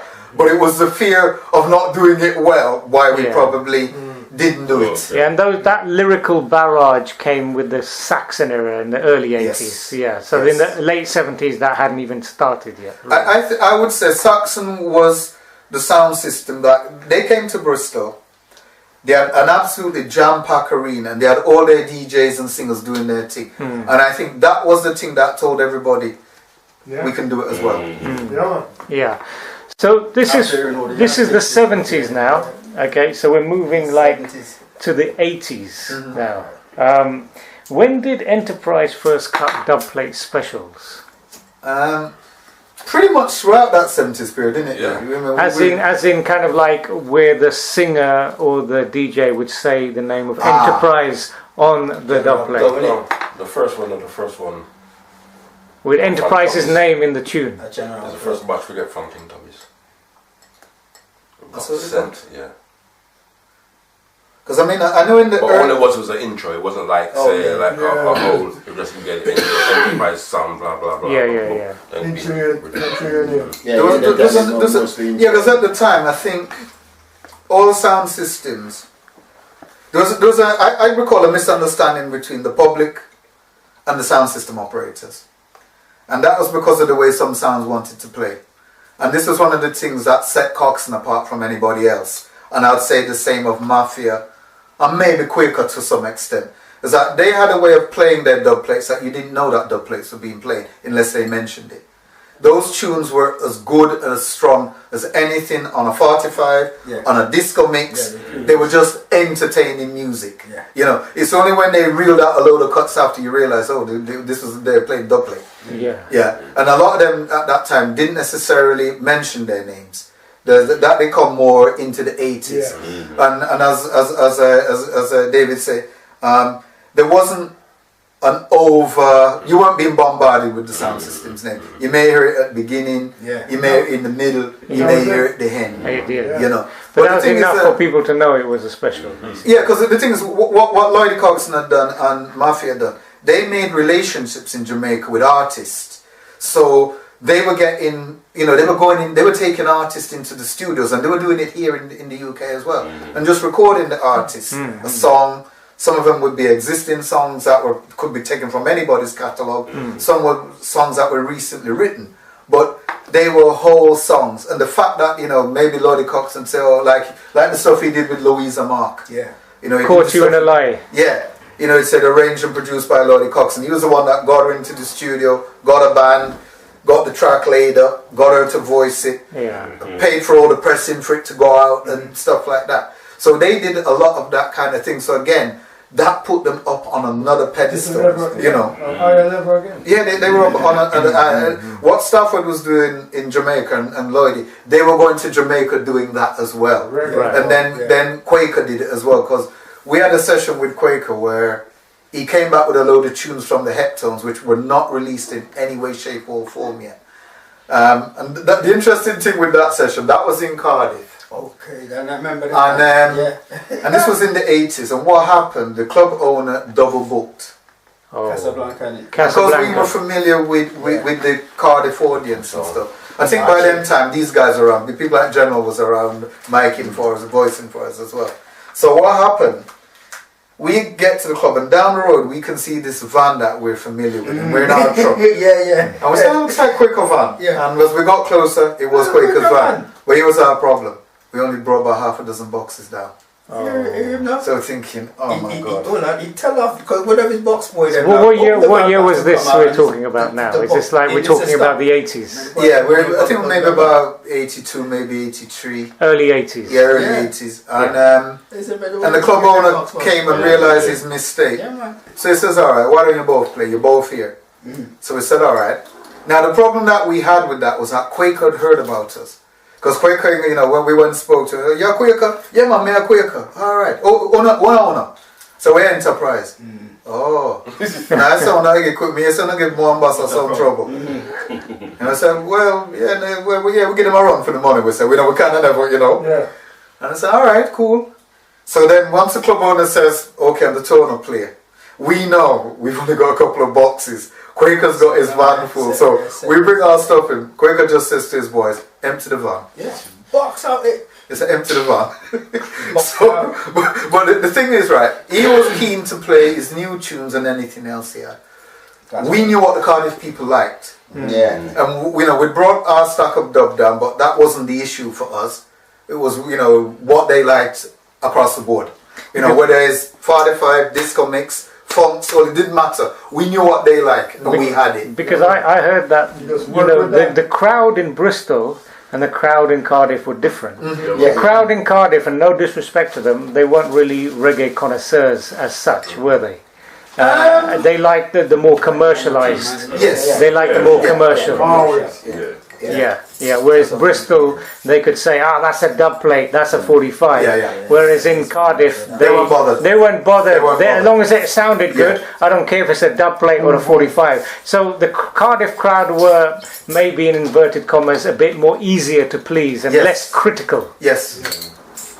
So again, in that session, you know, that night Archie was on fire, Michael was on fire. Can't remember, whoever was DJing with us, they were all on fire. Yeah, because we knew what K Quaker wanted to do, but we knew he didn't know the audience, and we did. So we were just giving them what they wanted. People calling back for tunes, and that was peeing him off big time. He was vexed. He was vexed. We haven't played no dub yet. Anyway, time runs about midnight. One Quaker said, dub till it done. We said, all right, cool. We said, we're all right, we're cool with that. No problem, dub till it done. You know, the fact that they had all these more boxes, that didn't matter. You're on the place for you. He had a load of tunes for the Ectones, and I'm going to tell you, that's one of the finest tunes I've ever heard. He played them, Johnny Clark. You know, we as a sound system, we like those tunes.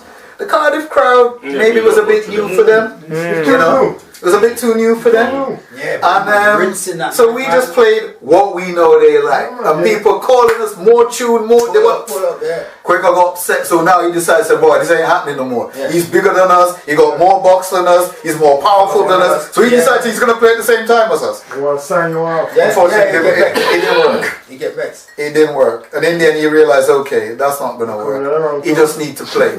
I tell you what wind him up, you know, because he's been playing Tubbies, Johnny Clark, Tubbies, and Archie goes, there's two distinctive Tubbies tune that prize out. And Archie wait till way down, you know, and Archie said, alright, King Tubbies studio now, yeah, that Tubbies, and he dropped the anthem, Enterprise, and Mega said, call it anthem. And the place catch a fire. Quaker get vexed now, what you know about Tubbies, boy? He was a bit dash. All of that. All of that, you know what? So basically, on that night, the crowd they weren't really reggae connoisseurs, right? So Quaker went in there thinking, I've got all these dub plates, they'll discriminate which is a commercial or not. But at the end of the day, you could have just brought some 45s. The crowd just wanted to what sounded good. They didn't care what was exclusive, what wasn't exclusive. It's even if you bought, I don't know, a UB40 tune, they would dance to it because they don't care. They just want to feel good. I'm gonna give you a little one thing that Quaker clearly overlooking, you know, because I tell you, Cardiff, Enterprise Town. Yeah, that's all. He wouldn't know that. There's no way. He would have never known. He would know. There's no way he would know that. He's going into territory where you are the outsider because everybody Enterprise. It's sufficient to say by the end of the evening he fired some of his guys. That's so bad. Bex, man. I'm gonna go back to Ireland for a minute. Okay, yeah. When we go over there, because as I said, they never go far. So this was 1990 now? Yeah, 1990. Okay. When we go Ireland. But I was with the song from 83. Yeah. But 1990 when we go Ireland, and because he never played no foreign country before, he was selecting. Yeah, I mean, we were playing chart music, like British chart music, etc., etc. Yeah. And that big crowd I tell you about, everyone just stand there looking at us. And David Carver said, he ranks with that song. Because you thought they weren't ghetto or streetwise enough to listen to the music that was ghetto. No, we were playing like popular radio music. We wasn't playing reggae. We wasn't playing reggae. We was playing like chart stuff. Chart music. What kind of artists were you playing, kind of? We can't remember. We can't remember, but we were playing like music that was on the street. We play some chimes on them because we didn't know chimes was the what to play. soul that was going then. So when he called me and he said to me, "D ranks, we're in trouble with it. Nobody now dance." And I said, "Yo, we have to do something." So we give them a reggae, and he take up Tiger, and put on the turntable, right? And before he played the music, I was on the mic and I said, "Do you want some reggae?" And the whole place goes, "Reggae!" And Tiger is a youth. In those days when Tiger had a DJ, we hardly can understand what Tiger was saying because you understand? And he put on the Tiger Wanga got inside the place and the funky roof cave in excuse me. Honest. the people they scream. So then we know reggae. Reggae. So Reggae. them all night with it. But we didn't know. You understand what to play. So So that ties in with the Cardiff story as well, in terms of you know your crowd. yeah. Do you know what I mean? You know, even with the Cardiff as well, because as I said, Enterprise was known to Cardiff. We took 3 big coach and a minibus, and about 30 people drive from Bristol, right, to Barry Island. Barry. All day I think then. All day it's supposed to be all night, and in the end they tell David that we have to go 3 o'clock and 12 o'clock. 12 o'clock. And he just phoned up Casablanca in Cardiff, speak to them, and we take coaches, everything straight from Barry Island to Casablanca. To Casablanca and beat it out until early in the morning. So as I said, their name is good in Cardiff. Yeah, man, bigger Cardiff. No, we played in other places. We did sessions in London, we did sessions in Nottingham, Manchester, All over. Birmingham, Reading. This was this from the late 70s or as the 80s progressed? Right through, from the earliest times right through. You played all over the place. Yeah, we were able to play. Okay, but Ireland was your first foreign. That was the first foreign journey, which yeah. was in the 80s. So how did things change with Enterprise as the 80s progressed? Because I know some sounds, like Bassai, they essentially stayed a roots and culture sound. Yeah, Jah Loco, I think, played predominantly roots and culture even in the 80s.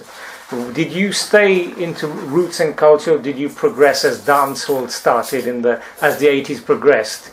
Did you become, in inverted commas, a dancehall sound? Entertainment sound. Or did you stay a root sound, or was it a combination of the both? I'd say both.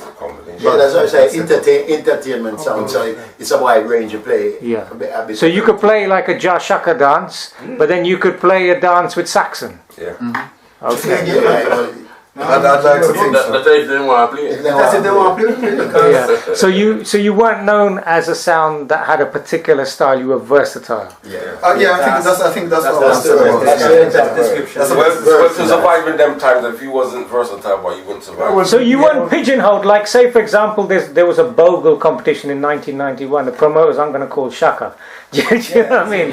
But they wouldn't say that about Enterprise because they know you can switch. You can play the bogle tunes, but you can play, if Jah Shaka comes to town, you can play a Shaka dance. Rock reggae. Okay, so you're versatile. I want to think that. I mean, I'd go as far as to say Shaka is the only big sound we didn't play. He's the only one. All the others we played. It covers everything. I'm not quite right there.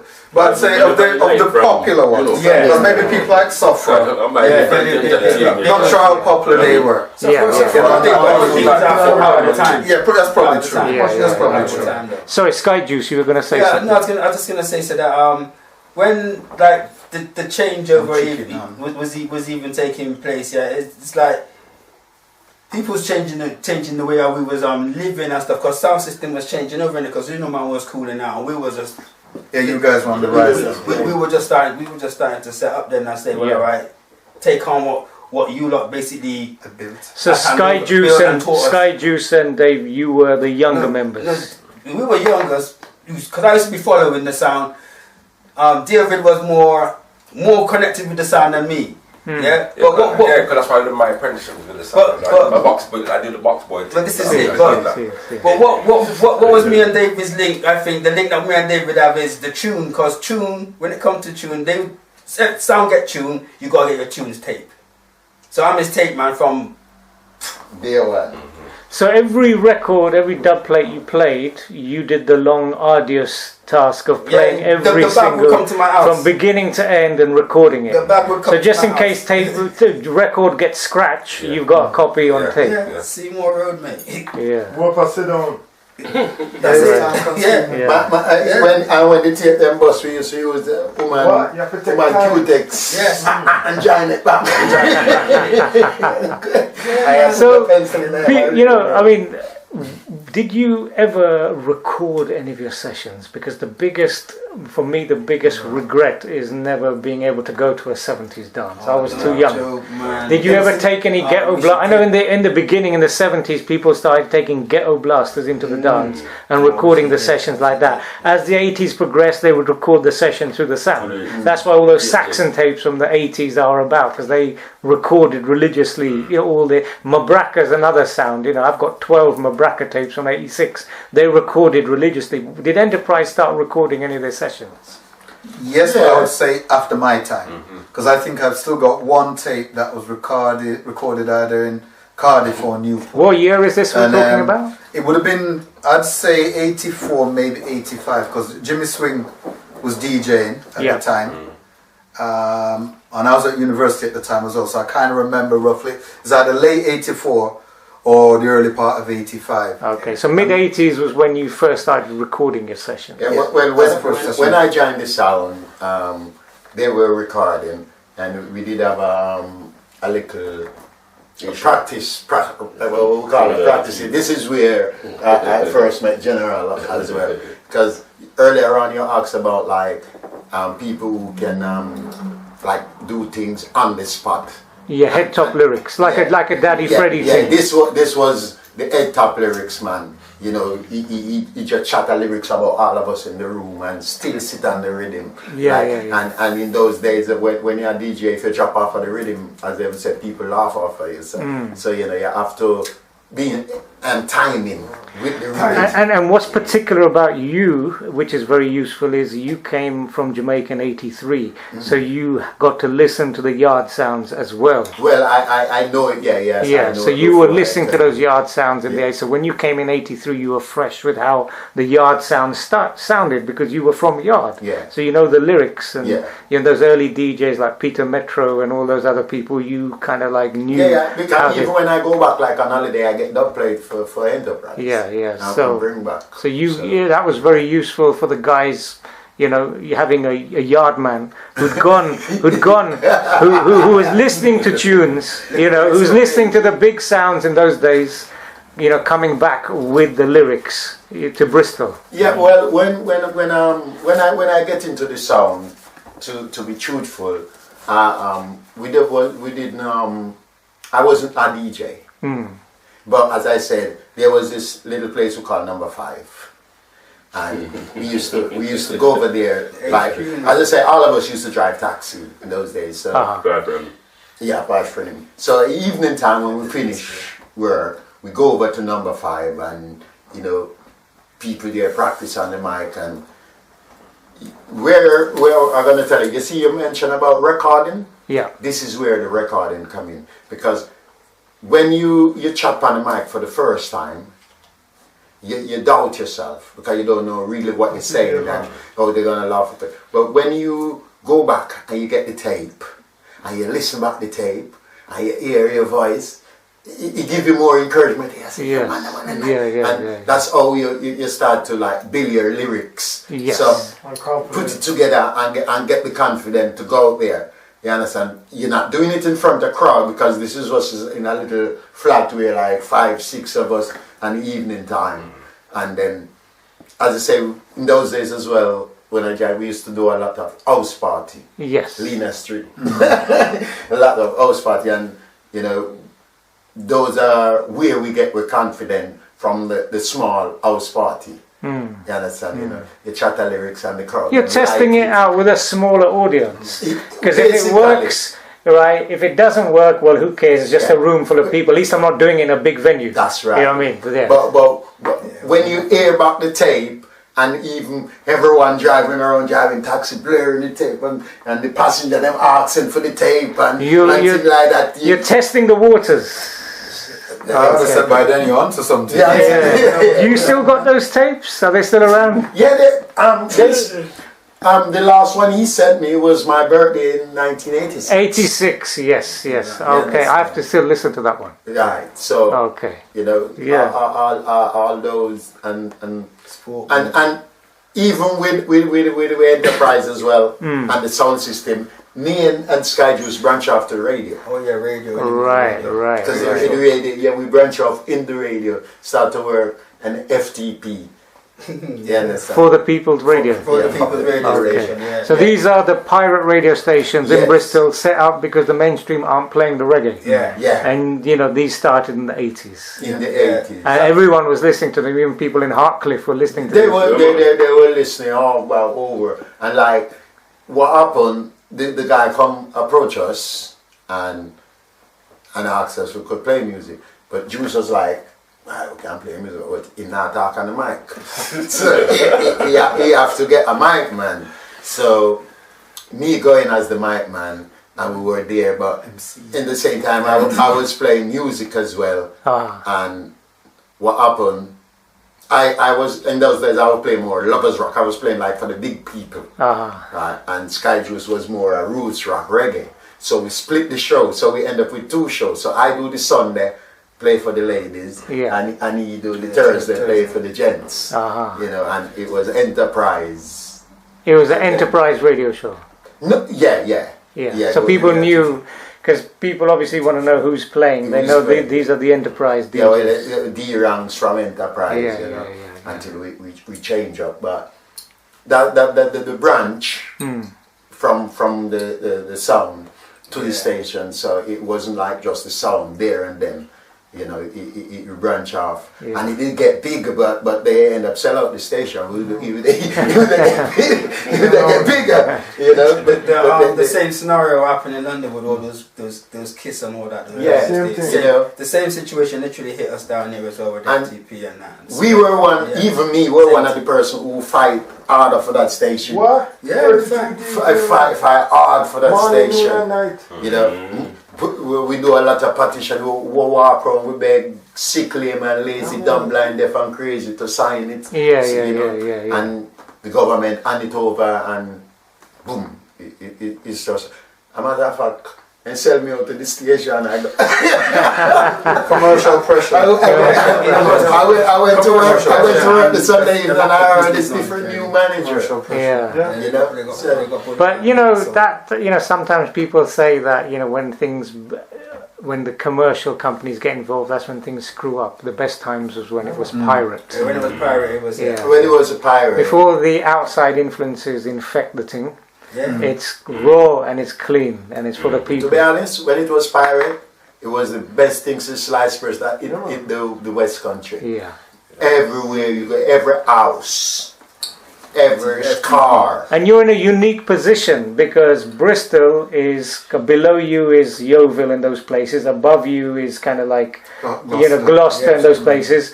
To the west of you is Wales and the Cornwall and Devon, and the nearest large town. You were picking it up in Wales. You know? Yeah. So the largest big town with a Caribbean population, apart from Gloucester, which was small, was really Reading or kind of Birmingham. Yeah. So you had the whole southwest, if you like, under lock. We have a big audience Under lock. All the way from Devon and Cornwall to Wales. You were in a unique position. You know, if anyone from those areas wanted kind of like to experience West Indian culture, Bristol was the first place. Bristol was the first still place. is to some extent. Let me go back on one thing I want to say about our dub plate time as well. When we first were looking to get dub, we were getting dub off people that did pre-cut for us. Yeah. Or they'd come with with a dozen or so, and we pick what we want. As time progressed, we were then, because of the contacts we were able to develop over the period of time, we were then going into studios with people who had the master tapes, had vocal tape, instrumental tape, and we were directing the engineer how we wanted the music. Was this from the 80s now? No, this is from the late 70s, going into the 80s. Okay, so you were doing that. Yeah, because we had one session with a brother called Freddie McKay. Yeah. And what happened? We had a phone call from I forget the young guy's name, Tony anyway, their manager, and he said he had a brother over from Jamaica, there's a master tape, we must come and listen to it and we can take what we want from it. So I think it was a Sunday night, 5 of us jumped into a car, drove to Birmingham, and we ended up leaving there something like 2 or 3 in the morning. Right. Before coming back to Bristol. But in that time, Yeah. we met the brother Freddie. We listened to tapes, and then we went through the tapes again. And what happened? Tony said to us he wasn't going to be able to stay in the studio this time. So what we needed to do was to write down how we want the tapes cut, how we want the music cut, with fade-ins, echoes, voice bringing in, voice drop. We had to tell him everything like that. Customize how. So we literally did all that. Anyway, the week after, Tony got in touch with us. He says he's got the plates, but they're not great. He said, "Come and have a listen." So we went and had a listen, and we thought, boy, only a couple of them were really worth having. So he says, all right. He said, look, Freddie is still here. He said, we're going to London the following weekend. And he said, we'll be in another studio. And he says, we can recut them. Do you want to come? So we said, all right, cool. So we found out who was available, who wasn't working. So Ron and Errol were available. So they met Tony and they went down to London to the studio. And they directed the engineer whilst we were there. They still had the template that we wrote down, but this time they directed the engineer to do what we wanted. And we've had other occasions in the mid-80s and going forward where Ron and his brother Pat, they were in Jamaica. They met up with people like Augustus Pablo. And again, they got the dubs made that we wanted. We literally supervised what was going on in the studio at those times. So we moved from a situation of taking what was available to having what we wanted. Whether we wanted the sounds name mentioned, where we wanted, whether we get the guy to write a little rhyme for us. We were getting seriously customized specials by that time. Right. My biggest regret in all this is that the way you can make music now, I wish we'd had access to those technologies because I know we would have milked it. We'd have been making all sorts of crazy stuff. Dubplate doesn't cut like how they cut a normal 45.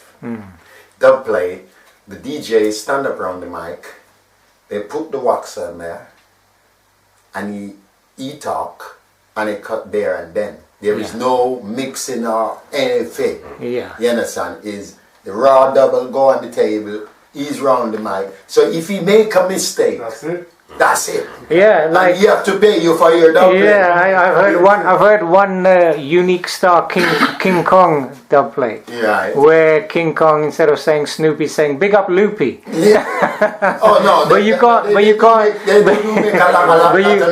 can't go back and say you got the name wrong. No, because in these days, they do it on tape and they edit and make it perfect. But in those days it was, you go in the studio and you stand up, watch that cutting there and then the needle cutting it while he's saying what he's saying. That's what the guys use. I never had the privilege myself, but they had some good times going into these studios. I go jumping. The dub we wanted being made in front of us.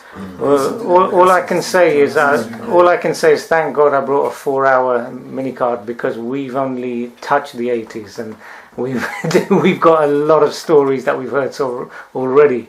So moving on now. 80s are progressing. How is the sound changing as the 80s is progressing? Well, one thing I will say, the influence of American music was becoming more and more prominent for two reasons. R&B and hip hop. Yeah. For two reasons. One, more of that music was reaching these shows and people were digging it. And two, many of the artists in Jamaica were back and forth between the US and Jamaica itself. So there was an influence on what was being made in Jamaica starting to take effect as well. Right. Okay. So did that, when I hear like dancehall in the first half of the 80s, it still sounds pretty Jamaican. Do you know what I mean? I know that the second half of the 80s it's really changed, but like first half of the 80s, Enterprise basically carried on playing as you were. You weren't pigeonholed as a root sound. When dancehall came out, you were playing the dancehall tunes as well. Yeah, but I don't think we were ever pigeonholed. Yeah. Because by the mid 80s, David and Skyjuice and my brother and a younger crew, they were moving the sound system forward, and I don't remember we being particularly pigeonholed anywhere. So if Saxon were coming down to Bristol or any sound like V Rocket or whatever, you would play them. They get murdered as well. Yeah. I mean, I've still got I got a CD of a session you did with Wasifa at the mill. Yeah. And I think you did several of those, but I've got one in particular. Yeah. I think that's online, isn't it? Yeah. You're on Skyjuice's Mixcloud channel. Yeah, exactly. Yeah. I'm gonna give you a little piece before I leave I leave Enterprise and go London and etc. The last the last proper dance that I really DJ and Enterprise sound, and this night Qualitex. And Qualitex is a branch of Enterprise. Right, yes. For a fact. That's true. You understand? Qualitex is a branch. I've heard there was some, I heard there was... Even though I won't put my mouth around and talk, they're the biggest sound now out there, but it's a branch of Enterprise. Okay. Because we all would St. Paul's driving taxi, and we not drive a taxi, come at the taxi office and talk like a Desmond barber shop and them things there. So, there were a lot of us used to run, and in the summertime, we used to sit on the wall and, But when Qualitex set up their sound system and they were going and end up have a clash with Enterprise. So what year is this are we talking about? That was about... That was Christmas what? Because it's a few 80s. I can't remember what year it is, to be honest. I can't remember, but all I know... I think Qualitex started officially 86, if I'm right? If I say well, 87. Yeah, about 80, I must say about like 87. So, but the night, I don't know if you hear about the West Indian Domino Club that we used to have in Western Star Domino Club. Yeah, yes, there was a TV program about it on BBC. Right. Yeah. So there was like some coach and thing like that from London, and me and my friend them go down there. They were there playing the sound, and we gone down there drinking, enjoy ourselves, and get drunk till I even leave one of my friends down there and come up. So come to the party, and like when I would get to the party, me and the gate man start to war because he might tell me I have to pay to go in. Okay. And he know me, and he know that. So this was a Qualitex dance. It was Qualitex and Enterprise. Qualitex came out of Enterprise, and you're one of you're obviously members of Enterprise. Yeah. And you're being told to pay to get in. To get in. Right. So anyway, me and him argue, but anyway, I went in, but as there was the big door, and as I opened the door to go in, I hear Jimmy Swing on the mic was saying like, "Now Enterprise, you got to come down here, come and make the crowd decide who I go and I was like, I get sober same time. I was drunk. Because he's talking against the sound he came out of. Yeah. But in the competition, that's what it's all about, to prove yourself. And it was like, at the time, the MC, which me was one of the MC, and a couple more guys, we were down the Western Star Domino Club enjoying ourselves, and things, everything was fine up there. So anyway, when I heard that, I was like, no way. So there was, where we did string up the sound is like near to the door, to this side. So I just squeeze against the wall and go down, and there was a set of box, and I go behind the box and touch him. And I said, give me the mic. So he handed me the mic. When he see me, he get excited, and I was like, and he gave me the mic and the rhythm, because say in those days, every vocal, you just flip it over and you play. You chat on the B side. Right. Yeah. So I just wait until music finish, and I'm like, now my selector, why you pull it up and come again? Give me the rhythm now, man. And he turned it over and give it to me, and I'm behind the box, and I was DJing, and the crowd was going crazy, but no one ain't seeing me.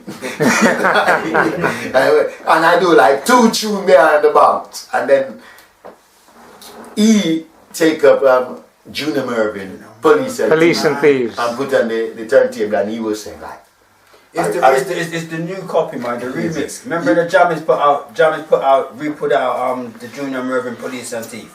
Yeah. And Pricey something inflation is on the other side. Price, yeah. World inflation. World inflation on the other side. But he put on that, and I thought, yeah, no. Leave it right. They said, play that tune there. Not my favorite tune. Not my favorite tune for the batch. I must say, and he said, play the tune. No, watch nothing, play the tune. Up to like, as he said, up to that point, Qualitex is playing special. Feeling well confident, well on top of this thing. I mean, I'm not gonna lie, I am disheartened because I see Police and Thief go on the table and it's like, as Rank said, I feel, what, really? Senator said, no, watch nothing, play that tune there. You see when we play that tune? See that Police and Thief? I never see a man lose something like lose a clash like that in 10 seconds. It just went. That tune they touched about 5 times. Oh my God. 5 times. It have pull up that Skyjuice stuff will come again. It have to come. When the tune go on, 5 times. Scatter. And when it say Police and Selector. and the crowd and because in those days and he do like that and I was on the mic. Wheel and come again. I was on the mic and I just that's the when the crowd see me, I just run on the crowd and say, how am I running for my life? Yes, me running for my life. If anyone asks you what's the matter with you, my friend, dance done. Wow. Everybody has gone. It's like, I got another one like this. Unfortunately, we did a session one time. Again, it was sometime in the 80s, probably mid 80s. It was Carnival Day, and we had the carnival took place in Manor Park in St. Werburgh's. It's the only time it's ever happened. And we had a session with Snoopy's crew in the evening. Jah Loco. So what happened now, right? In the day, half of our crew had gone to London. Yeah. So I think I just bought 3-4 with the plan. But about 4 of us were left. And these guys didn't notice. Right? So we struggled, we bring the song, we set the song up in the Malcolm X. Evening come and we're play. And these guys are feeling good with themselves. We're playing. Yeah? It was the Barnabas. Alright. So next thing we know, at some point in the evening, the rest of the crew returned from London and just walked into the dance, loads of records, boxes, bags, and these guys died. They just died there. You see that now? I remember that. It was as if they didn't realise. It was like, there were only 4 of us. The weekend before that dance, right? Dance was in Gloucester, Coxon, Frontline, Small Axe. And dance. Yeah, massive dance, and hey, tune was rinsing. Small Axe played the Kunta Kente one of that play, and the D Brown there, yeah, and some other tune. But Frontline I played Stalker Sensei mean, yeah, and Coxon there like the Underground and them tune there. But so me hear the Dennis Brown playing this and Tech Live. Me hear Small Axe play about 7-8 Kunta Kente mash up the place. Yeah, so I say, right. Me know that same dance I know what we are talking about. Wanna play or lock up play. And they were feeling good about themselves, I'm telling you. They were feeling lock up rinse about what? 5-6 cutter African chant. Me like dance the blood clot. Whoa. Rough now. Listen to you because as you said, the man just come straight into the dance. The thing is that they're in London. And there's only 4 of us there. And I don't know why they didn't realise that someone wasn't quite right, because usually the 8 or 10 of us is there, or however many of us is moving, we all there. Then all of a sudden they just walked in, loads of records, bags of records, and these guys thought, oh my God. Fresh music from London. When I heard African chant come out of Locker, and some of the mega tune that me hear, them man was playing inside, they said, wow. Prize, wow, what's gonna go on? I want to come over to prize, I hear ding. They said, blow, hey, I lose my mind in the place. I lose my mind and come and say, what? Y'all run back African chant, where you get this? Hey, run back African chant, D Brown now. We just said, blow me. That's done, Richard. I'm sorry, but done this, man. I'm sorry, done this. You remember we play at Gloucester and we alone get paid? What the The DJ session and players. Yeah. Let me just come back from y'all them times there. Oh, We pack up the sound and the man them, we pack up the sound and the other two sound still in there playing. We get paid now and pack up the sound and put night up. How we get? You think that's all? And then that two never get paid. The other two still in there playing. and then I get no pay because the guy put on this big promotion and then you're supposed to win trip to Jamaica, etc. etc. I was the MC as well. And when it was a complete flap. You know, see it. It was a complete flop. So David just come to me and said, "Rams, just make sure with everything alright." You know, see it. I say, "Yeah, man." Business. You know, see it. And business. As I come off the stage, I just go straight to him, and I said, "Brethren, you ready now? You know, just give her everything." And I said, "Well, we don't have no money for pay the rest of sound, man. We don't have no nothing." You know, she said, "No, Mr. Brethren. Just give away for everything, brethren." So you got that. And the man give it, I'm just come out and just give it, I'm just go up on my mic and say, "Pack it up." Honest. And that time as well, the song was at a stage. It take 10 minutes to put it down and pack it in. And gone. 10 minutes. We're taking 10 minutes to come into your place and string up. It's all plugged. It was in the van and we were out of there. Yeah. Wow. But music. Then a two song was in there playing. Every man knows their station, so why it's getting locked up. I tell you what you're describing, you saw all the work. From in the early 70s, the late 70s when we started, there would be promoters who saw the headlines, they're going to make money, they're going to put this dance together and they're going to make a lot of money. Pay the sound system what they need to pay them, and then on the night, nobody don't come. And you realize they haven't really promoted it that well, they haven't advertised it that well. And they got no money to pay you. And they got no money to pay you. I remember one time where a guy did that to us, and we said, "Alright, cool." You know, we didn't have a fuss with him. We said, "You know, it's one of them things." Then some months later, we were going into some place, and he was security. And he was going to ask us for the money. We said, "You owe us some money." And he just moved to us. We said, "You owe us money." He just moved on and just left. Be useful if you worked in a restaurant. So, the 80s are progressing, and sound systems are now going, and some of them are flying off to jammies and tubbies, you know, especially in the mid to late 80s, cutting dubplate specials. So is that a road that Enterprise went down? Not flying that far. I flew out to Jamaica and bought some dub from jammies. But you see the reality now about them years and now is like everybody running now, everybody buying special and buying this and buying that. But reality now at them time the dancer was slacking off. Right. A man is spending bag of money on special for no big reason. So after a while now, you know what I mean, that kind of slowed down and said, "You know what, this just don't make no sense." Because you're spending literally thousands. You're spending a lot of money.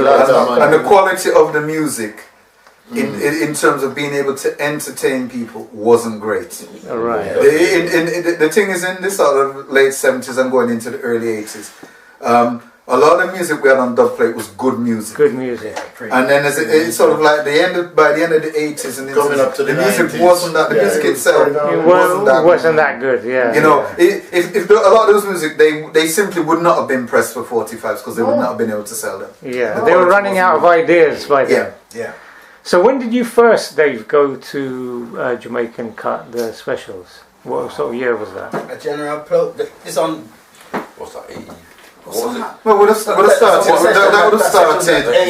in the mid 80s when Ron and Pat went to Jamaica, and then when they went back again around about the 90s, same again. Okay. You know. Oh, Dubai Island. Yeah, was it? Which year? You need to look for that tape as well. 84. And as the 80s were progressing, you obviously did cut some. It wasn't a route that you went down like other sounds, but you did cut some specials as throughout the 80s. So which artists during the 80s decade, so early 80s up to mid 80s up to the end of the 80s, what kind of artists did you cut on special? Tolo T, General Plow, Capleton. King King Everall, Everall. Malibu, Yeah. Patchy Scratchy, him name, Thunder. Shelly Thunder. No, Leslie Thunder. Oh, you remember Thunder? Commander Shad. Yeah, Commander Shad. Mackerel. Major Macro. A good few. I mean, in that period, anybody would cut for you. Even you know, so once you pay them, they'll cut. I don't know Yeah. if you know heard of a DJ Dino named Risto Benji. Risto Benji, yeah. When Risto Benji was like, he was like about 11-year-old. Yeah. And I go down to Jammies to get some dub plate for Enterprise. And I think it was Admiral Bailey, they do a tune, say no something test. And Risto Benji do a version of it. And if you see that little guy under the mic, and you know, as I was saying, in those days, you know, it cut. But that dub plate that I bring back from that little you tear up the place. Risto Benji double. Yeah, he was on the Punani rhythm. But what year did you bring? On Twitch or? Yeah, I did bring back. I did bring like 4 dub Remember plates. the dance we do with King Tubby's? Yeah. That one underneath Sam. And it was Risco Benji. Yeah. It wasn't little Twitch. I think Twitch is meant to come in, never reach. And then, Lecturer. Lecturer. Was this the same lecturer who used to DJ on V Rocket? Yeah, man, it's a big lecturer. I want lecturer. I'm a brethren. Me can call him big. Me call him so in front of him theatre. Me and back. I'm brethren. And so basically, dub plates were cut, but you didn't go down that route that a lot of other sounds were doing, like cutting dub plates every other month or so. It just didn't make no sense. I just thought the audience was changing as well in that period. I don't, David may correct me. It would seem to me sort of in that period, black people fell out of love with reggae. It died. So this is what with the late 80s. Yeah, no, into the 90s. 90s. Because as I said, unless your music was on, top notch musically, they weren't interested who was voicing the mic or what was being said about your sound. The melodies, the bass lines, the rhythms. That had to hook them first of all. Yeah. So it was how the music made you feel, not this is this artist. Yeah. Oh look, I've got a Garnet Silk, I've got a Dennis Brown. It wasn't that. No, it wasn't that. And that was over. And another thing, what cut a lot of black people from the reggae scene in Bristol was these funky sounds like Wild Bunch and the hip hop scene and the soul scene. Because when I was talking to General D from Mabraka, I mean, he was a bit younger than you guys. They started Mabraka. He came into Mabraka like mid 80s. He was saying I was a minority because in my age group everyone was a hip hop man or listening to Wild Bunch or stuff like that. The kids had moved away from it. Not so much the kids, but you'd have to say, maybe you could say the kids. I don't know. I mean, I'd say younger people had gravitated in a different direction. Who were born in the 70s. Yeah, definitely gravitated. I think they more dig the American or the Americanized sound. Yeah, because hip hop was beginning to really kick off over here, and the graffiti, the culture was beginning to come. You have to remember also, and that's what people get fed up with, like when you have a sound clash. Yeah. And people that argue and this. That wasn't a good thing. Some word will come out. Like your mama this and your mama that. We never dance full of people and everybody just stand back. The two sounding for a while just drop off and I don't care anybody goes. The two sounding they drop off. Alright, then say between 90 and say about 93. We used to do lots of house party because we still have a crowd. That's about house party and for house party they're not done till daylight. Yeah. You understand? And I can never remember. I don't know of one house party where we keep on fight ever going on. Unless if we come in. People fight to come in, not to come out. Because one thing I've noticed is as the as the 80s ended, 90s progressed, you had a lot of screw faces in the dance. You never had couples dancing together. It was just man standing like in a posse.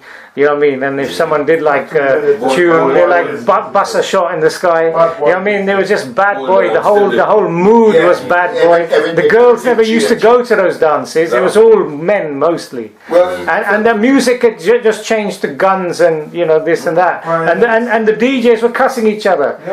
Playing 10 seconds of a record and go, you'd hear more of their voice than the tune. Yeah. But, all right.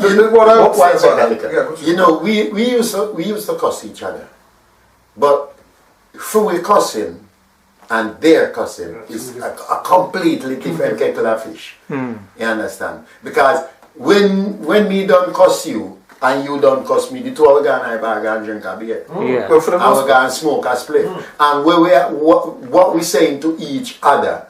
You understand? It's not nothing about your mother, your father, your sister, your brother, and no farmer perform. You understand? Yeah.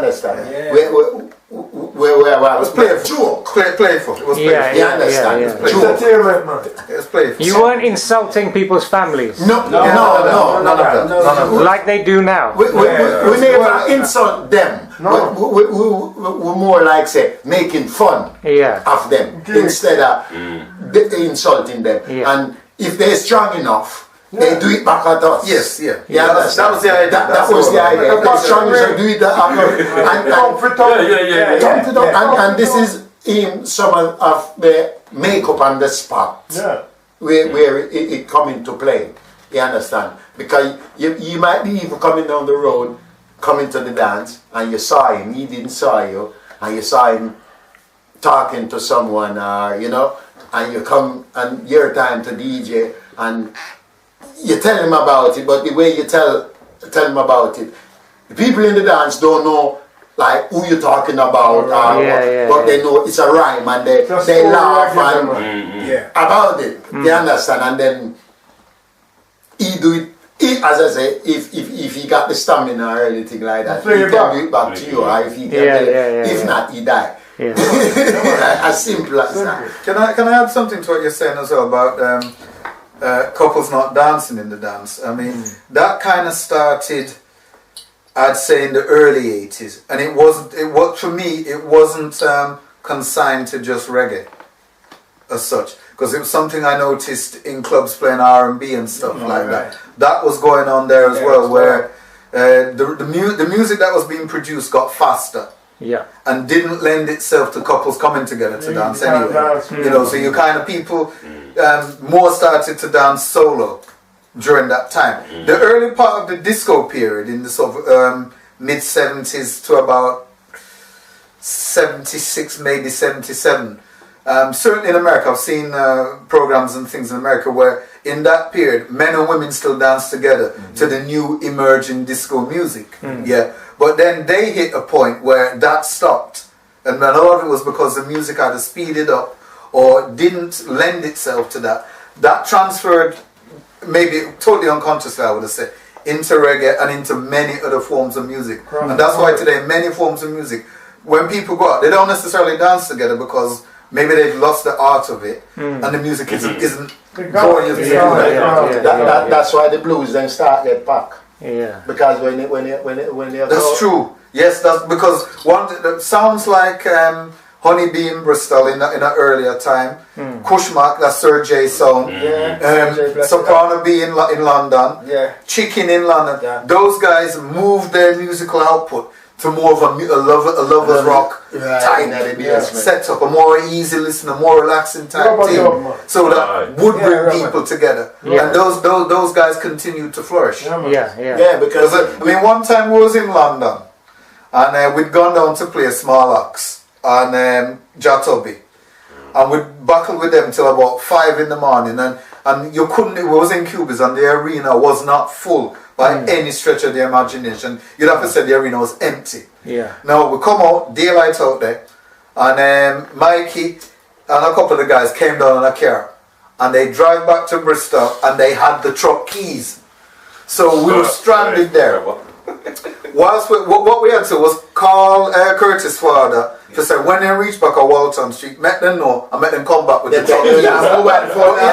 Here's the thing. Whilst we was outside Cubies, stranded, the amount of car that come up, which part chicken are playing, which were chicken blues there. That's all we was hearing. What's the problem? It was those blues type sounds that was still in vogue. That at 5 in the morning, that's what people wanted to go and listen to and finish their night out. Until the milkman came in the morning. Yeah. So anything that was going boom, boom, boom, but that probably wouldn't have been work in that scenario. So just to, sorry, carry on. No, I'm saying 70% of the time when you come out of blues, you shame. Because blues are dark cold. And you never know daylight. where the part of man and woman don't dance anymore.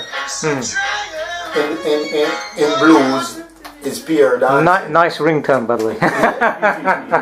in blues, from you going to blues, and you come from any dance, leave the dance and you're going to blues, the first thing you look for is a woman to dance with. Yes. You know, I'm going to go turn up and talk to my long man. Yeah, look a woman to dance with. And in those days, a woman back you up in a corner when you come out, you have half of the paint on your shirt.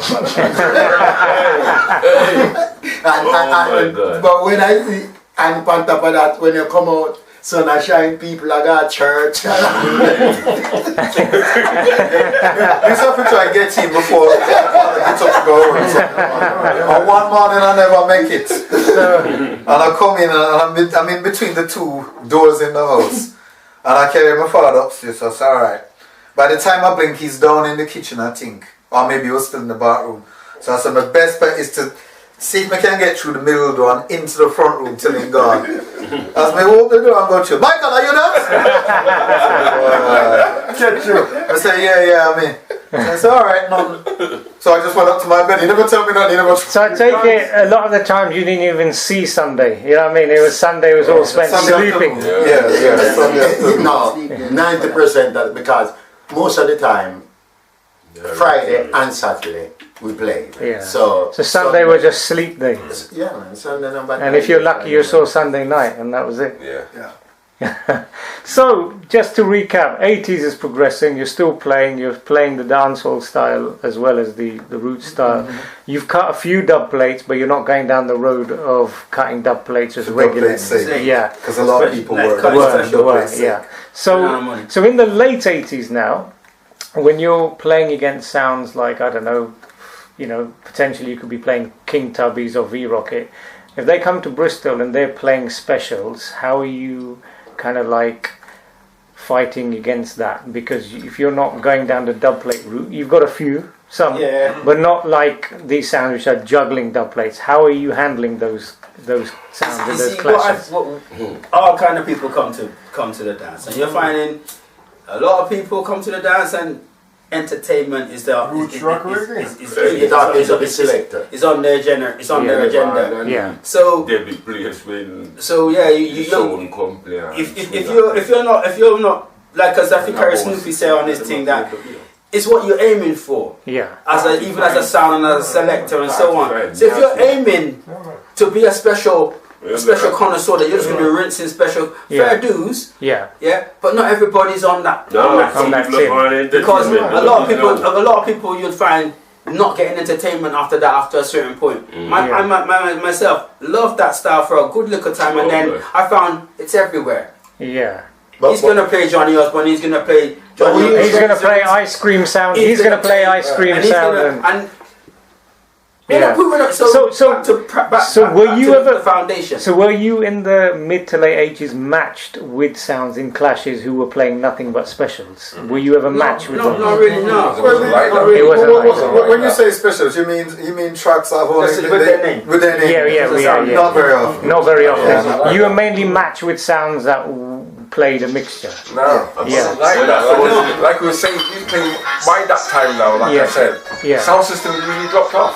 Yeah. You do your own thing, you promote Yeah, your own we play dance, our- we we promote do our our own dance. dances. Yeah. I was So you part weren't of doing the there. classic clashes in the late Yeah, 80s? because it wasn't profitable and it wasn't enjoyable. Yeah. I mean, It wasn't enjoyable either. So you know, like in the late 80s, people are clashing against Saxon, Java, you know, and Love Injection and V-Rocket. You weren't doing those it's not dances. like that. It was easier. It was easier to make your own dance. Yeah. And entertain the crowd the way you saw fit. Okay. You know, So promote your own dances, and that allows you to handle the rules of the engagement. Yes. Yeah. You're not going to put yourself in an arena where you know you're not playing specials. You're not putting. It's not even that, but when you talk about Saxon, Java, blah, blah. You see them time now, right? They're up there, but it's not even that. You see them time now, the people that come to dances, they're not dealing with that. No. They come to They're not dance. dealing with that. You see the Saxon Java, that's all the younger people who listen to them dances, not the bigger people, they're not listening to that. So the crowd in Bristol didn't really care if you had like a bucket load of specials. It's how you entertain. Yes. It was the quality of what you had. Yeah. Because if rhythmic, for me personally, I listen to all sorts of music, and if the music has a good rhythm, I'm cool. Yeah. I don't care if the song is sung in Portuguese or French or German. It doesn't matter. Yeah. In fact, I do listen to a lot of that music, as my man will tell you. Yeah. A lot of it is sung in Portuguese, some of it is sung in French. But the essence of that music feels like reggae to me. So I can listen it. It's Latin salsa, that type of music. I can listen it all day because it feels like I'm listening to another variety of Jamaican music. The only thing different is the voices and the language. I mean, I said to Pat the other day, I gave him 2 tracks, and I had to listen to the guys good because there's a guy singing in Portuguese and a guy singing in English. The guy singing in English is the DJ, and I'm saying, I've never heard these guys. Who are they? So I'm listening good, and then I hear 1 or 2 words said that wouldn't be said the way a Jamaican would say. So that made me dig even more to find out who these guys are. Turn out one of them is Nigerian and the other one is Ghanaian. I feel good that the Jamaican style of DJing and they're trying it. I feel so good when I hear.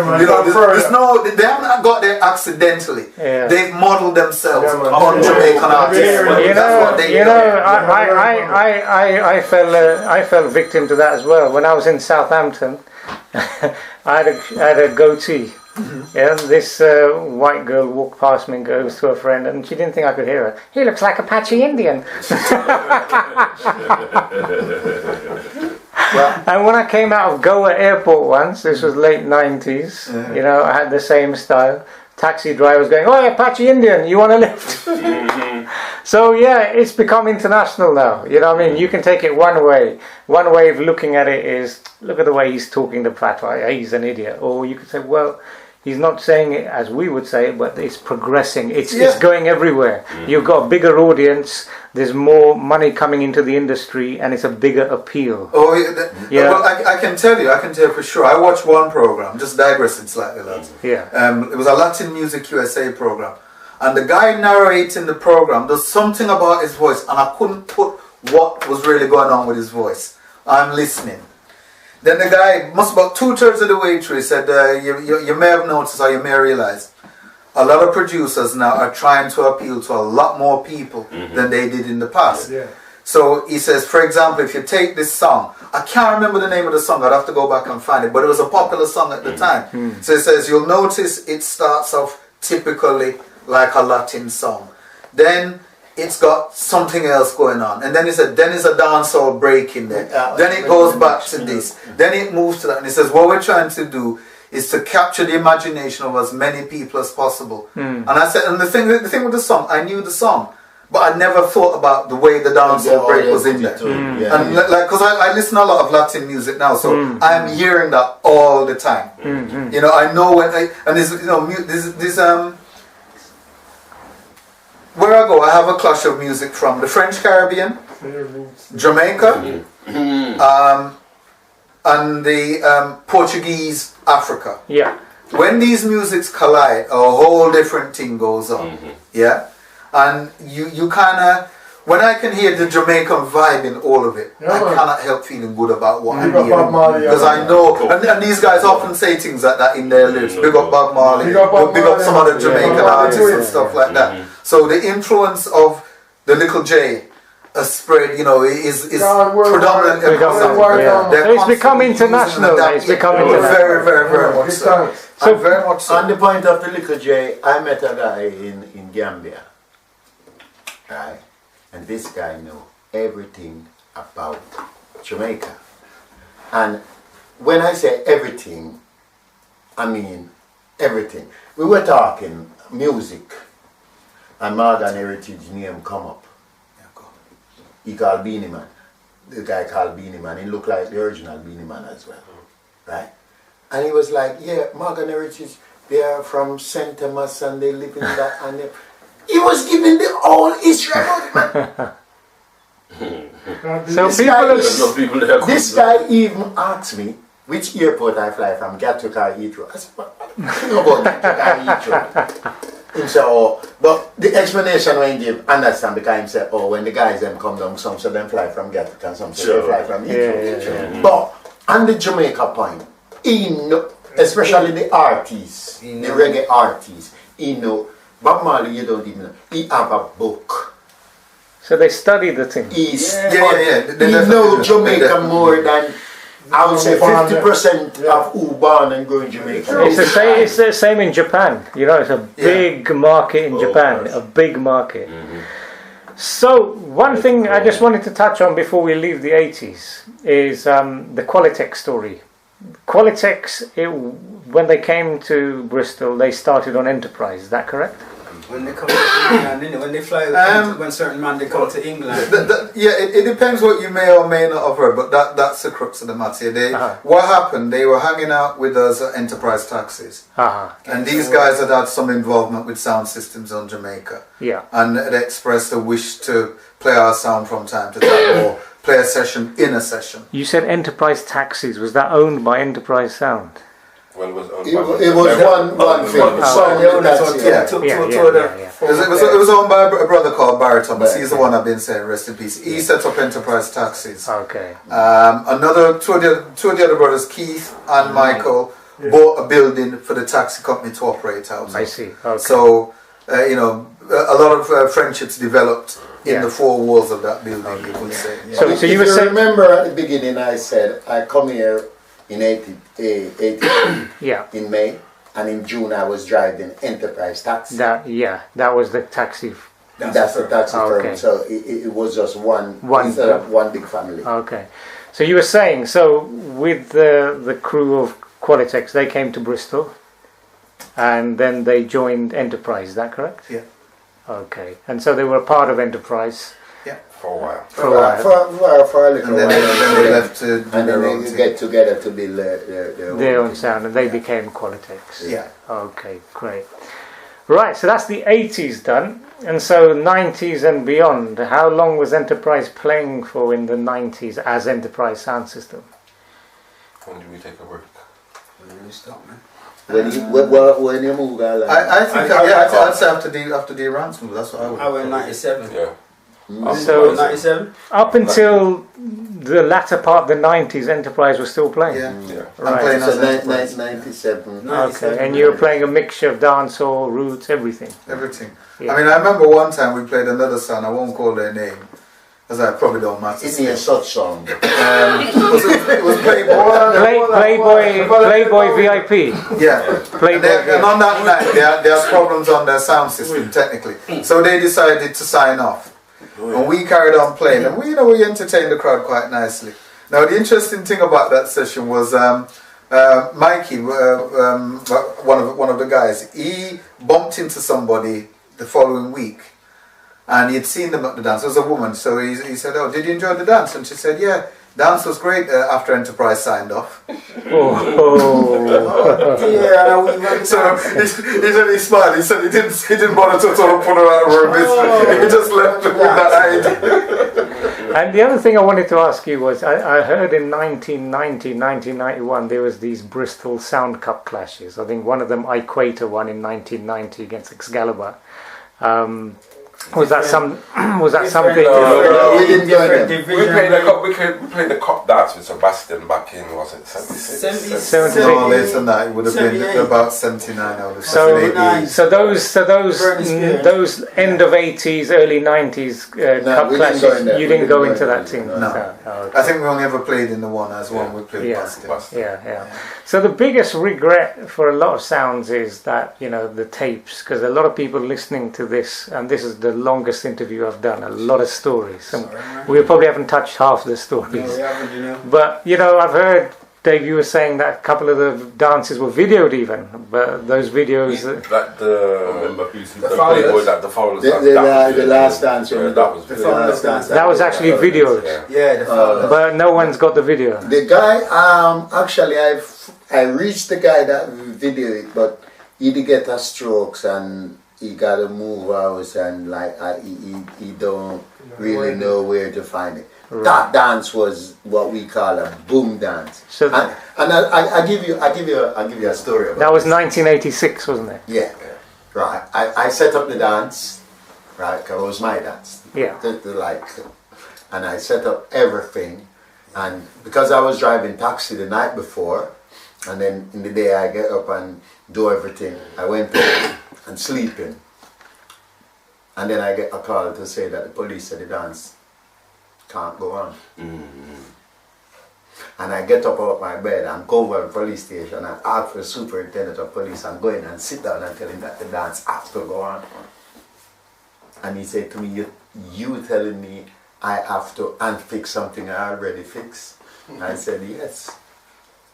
And he said, give me a good reason. And I said, well then, I got coach coming from Wolverhampton, I have a coach coming from Birmingham, I have a coach coming from London, and they are on their way. So when they come, what I have to tell them that the dance is cancelled? I can't tell them that. Do you want a riot in St. Paul's? Right, this was 86 when you just had the second riot, Operation Delivery. Yes. And the dance was on. Okay. Nickel after that, Nickel. The dance was on. And they even tried to trick us the night. Because in the middle of the dance, when the dance, it was packed and booming. Police outside. They were running down someone. They were running down two people. And they come in the dance. And if they don't get them out, they're gonna lock up the dance. I shut the door on them and I run back upstairs. I run back upstairs and I take up the mic and I said, police said I'm gonna run down two people and they're running at the dance, and if they're not getting them out, by the time the word come out, that's some of my friends. Dan Gargan. Some of Dan Gargan have the blood clean there. He doesn't see about that. I mean, just hold the girl in her back and just lead them downstairs. We just open the door and put them outside and close back the door, and we play until about 7 o'clock the next day. Yeah. You know, and that was a beautiful dance. Beautiful dance. So I have some friends like from Wolverhampton that we used to party and they used to DJ, and they come up, you know, and even make it nicer. yeah. Yeah, that tape's on the Mixcloud as well, isn't it? Yeah. So this is an appeal. If anyone has those videos from Enterprise, anyone watching this video, please get in touch. Or photographs. Or photographs. Yeah, in the period, I think if we took a dozen photographs of ourselves, that's as much as we Throughout that 30-year period. Yeah, there's hardly any photographs. Hardly any photographs. We just got to enjoy ourselves and Hardly any photographs. but remember, you know, in those days, it was. I remember when I started radio station and my first mobile phone. The battery alone was like no, honestly, the battery alone was like shoes, and they got the proper original old time phone thing, and so you have to pick it up like that. You understand? And even though it was mobile phone, it was a mobile phone because you have to run back and charge it. And I like it, you can go in your car and then drive and go there, you take it up nothing. So we couldn't like to phone and to do those things in those days. So you know, Yeah, that technology never But developed. but I know that Skyjuice, you have a Mixcloud channel. If you want to Yeah, let yeah. the viewers know how they can access that, what is the name of the Mixcloud channel? Because that's got some old Enterprise tapes on it. Yeah, that's up. Morris Gale, Mixcloud at Morris. Maurice, Gale. Maurice Gale, Gayle, Yeah. Mixcloud, and you've got some old 1980s Enterprise taped, mostly taped through the sound, Yeah. crisp quality, Yeah, vintage sessions. yeah. I've got a few which I've got off General D from Mabraka as well, which we'll be putting online. Yeah, interesting. But yeah, the big problem with this is, you know, getting the recordings, getting the archives. Unique Star have a whole heap of archives. One of their deceased members, Zebi, he did have a big collection, but the collection is now obviously with his other half, but it's difficult to get those tapes now. Well, to be honest, we have someone who have most of those archived, but that's another story. Oh, not a story we can go into? No. Oh, okay, well, if whatever place those tapes are in, if you want to please contact us, and we can As I get them. we can maybe, you know, digitize them and put them online and put the history online, because there's going to be youngsters watching this. There's going to be youngsters watching this video who are going to say, I wonder how Enterprise sounded like back in the day. You know, they've heard the stories. They want old sound tapes to see how they play. They want to listen to the sound. You know, That's an unfortunate thing, because no one else sounded like us. And then I think the main reason for that was because we made our equipment. Because certainly things like the preamplifiers, we were certainly the first in the city to have a bass and treble preamplifier. Yeah. Once we understood what the technology was, because a few three of us were studying electronics, we set about making them for ourselves. The issue we had though at the time, I think what Coxon had, his builder had access to industrial and military grade equipment, whereas we only had access to commercial grade equipment. So I don't think we got as good a sound from our system as they were getting from theirs. And the other thing is, we used a total transistor set. Transistors on the bass, transistors on the mid, transistors on the treble. Whereas Coxon and most of the big guys, valve on the bass, transistors and on the mid and the top. And that also made them sound very different to everybody else.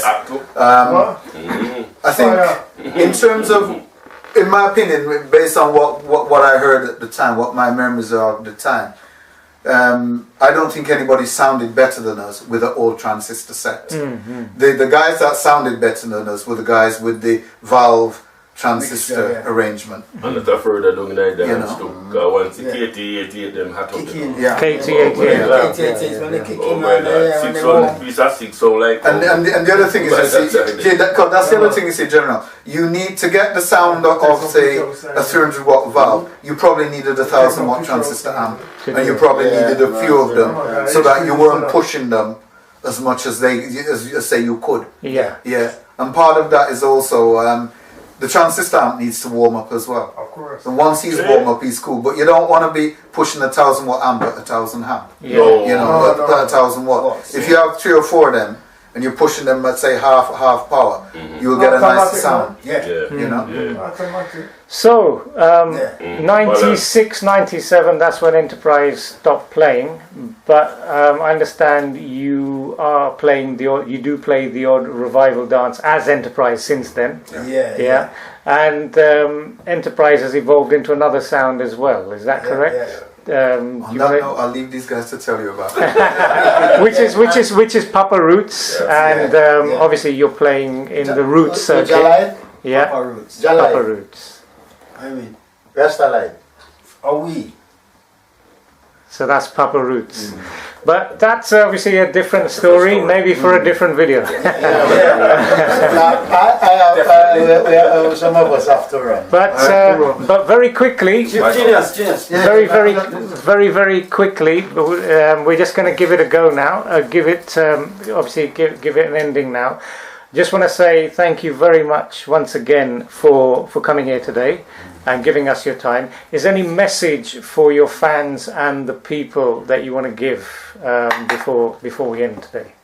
My message is peace, love, long life. Just want to big up Spider-Man, Awity, Zippo, Twitch, who's not here, Barry, Molo, Rest in peace. Era Plummer, Archie, and Killer, Yeah. and all the rest of the enterprise. Really. And any other messages before we end? Sorry, me not cut you. You left one little man, you know. Wait, me sorry. Iceman. Oh, R.I.P. Iceman. R.I.P. Bless up, my brother. Budgie Dread. Budgie, who was in Equator for a while. Yeah. I want to add in Rommel Talbot, and again, a rest in peace. He was one of the guys working at Rolls Royce who would make us a horn. You know, all we'd have to do was buy the drive. He'd just look at the horn, measure it up. A week later, one would come back. Yeah. You know, and also a brother called Dale. Dale made us a preamp chassis to hold all the amps in. But all the elders of our era who guided us, who protected us, all the guys around Bristol who we could look to, who were inspirational just to be alive and be around, is a big up to them, because they protected us and allowed us to be able to do what we did do. Brilliant. You know? Yeah. And Dave, any last message from you, sir? Have they taken everything? They've taken everything. Just give thanks for life. Big up sound and big up sound system culture, man. Okay. Make it forever. I agree with that. Big up sound system culture. I had the privilege last year, the year before. I went to a sound clash and I went to a salsa party. And they're the two most peaceful things I've been able to go to, because the people go there for the right reasons, to be entertained and enjoy the music, not to have war with other people. Long may that continue. Okay. Now the viewers don't think this is the end of the matter, because straight after this interview we've got a live vintage sound tape recording from 1988. Dave, you know about this. Do you want to tell the viewers what they're going to be listening to straight after this? Well, 1988. What? D-Ranx's party? Which party? No. This is the 1988 in Gloucester, the dance against. The Lord Demonstrator. Okay. So this is Enterprise versus Lord Demonstrator in Gloucester, 1988. Vintage sound tape recording. You can hear how Enterprise sounded back in 1988. Live straight after this interview. Guys, it's been a pleasure. This is the longest interview I've done. I'm glad I brought a 4-hour card. You know what I mean? You must have known it was going to be long. Yeah, this is going to be a long one. So bless up. still more, but what? Another time for that. Yeah. And maybe Still only more, couldn't it? well, maybe there's time for a part 2. But as we cut off now, I just want to say bless and thank you, Enterprise Sound System. Bless up. Give thanks. Bless up. Dimension. No, so well tight. No, Gloucester Massive and Bristol have been want to start it lively, you know. On Skyjuice, I want you to set this thing properly here, so because... Body eye. Body eye. Body eye. Bye bye love. Bye bye. Take 1, 2. Hello. Take you right myself, I'm not a player. Started prophecy. The culture demons foreign feel why for tight to set it. How we not done? He does not come. Body eye. Body eye. All the class of people Bye bye love. Bye bye happiness. Hello loneliness. Think I'm gonna cry. Bye bye no love. dance crowd. I can't only joke business. Just go and stand out. Then, turn a wrap up.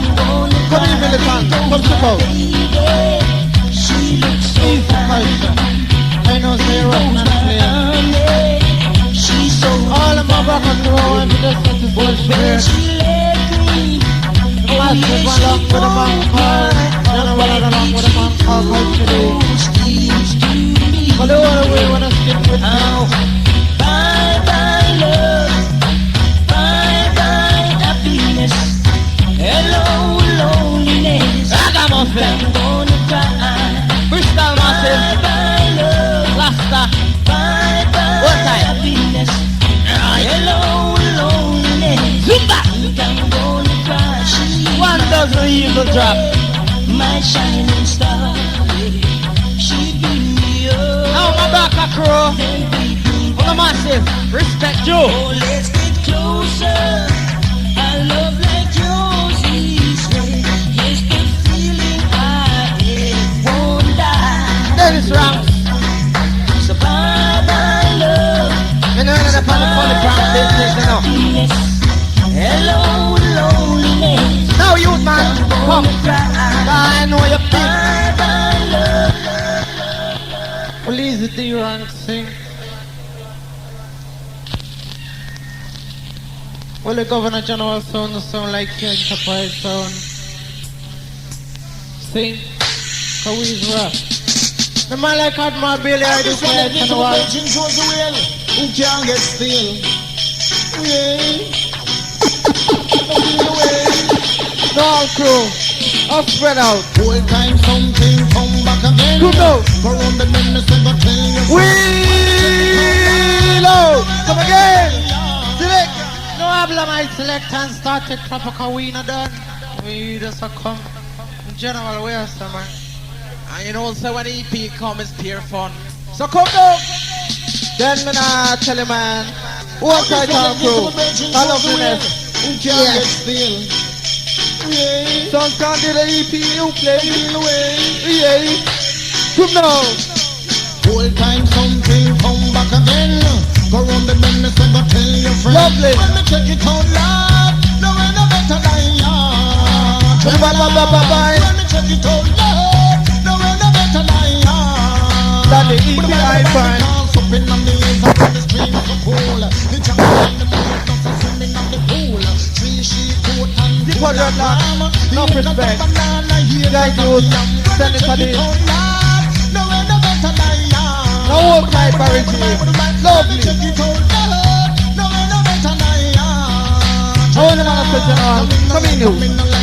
Yeah.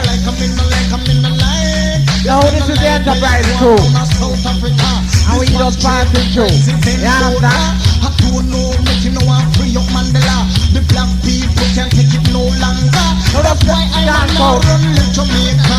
Cause them the same thing, it couldn't go on ya. When me check it out, Lord, no one no better than ya. Follow me, my day. Me check it out, Lord, no one no better than ya. Come again, up in the hills and when the streams are full. The jungle and the mullet nuts are swimming on the pool. Three sheep, goat and two black ram. Acres of banana, acres of yam. When me check it out, Lord, no one no better than ya. Dreadlock, when me check it out, Lord, no one no better than ya. Lord, when I'm pushing fire, there's some of the time, but not right now at Palestine. Some people say no money no they are, but I'm man now run late to make a Lovely. Now we pick up Culture Day. Are you up? No, no better than ya. When me check it out, Lord, no, no better than ya. Dreadlocks come in the light, come in the light, come in the light. Now the dreadlocks in the light, come in the light, come in the light. In the light, come in the light, come in the light. One more, Yeah. come in the light, come in the light. Get in the light, No selector. Come. On the part 2, man, can we love specialized fan B-side and kick. No easy. All crew. Enterprise massive. Mabraka massive. Culture Day. Dennis Rank. Skyjuice. Militant Blue. No come. No come. Ring ding ding ding. Reggae ding ding ding ding ding ding. The general with a different something. Boom. Reggae ding ding ding. Reggae ding ding ding ding ding ding. The general with a different something. Now if he ready for them, John say if he ready for them. If he ready for them, John say if he ready. My selector, wife, you know this is the original generals of General C. Come down, cause you're rough and rugged every time. No old tight militant blue, cause we don't even bust no sweat yet. And we roughneck. Okay? No culture the from the Mixcloud, let's go and big up. Militant Massive, Militant Blue, and the whole of the crew. Let's go and big up yourself. I know say we don't want me. Hey, hey. Reggae ding ding. Enterprise and with a different something. Hey, come now. Reggae ding ding ding. Reggae ding ding ding ding ding ding. The general with a different something. Come. Reggae ding ding ding. Reggae ding ding ding ding ding ding ding. The general with a different something. No, if he ready for them, you know say if he ready for them. If he ready for them, you know say if he ready for them. If he ready for them, you know say if he ready for them.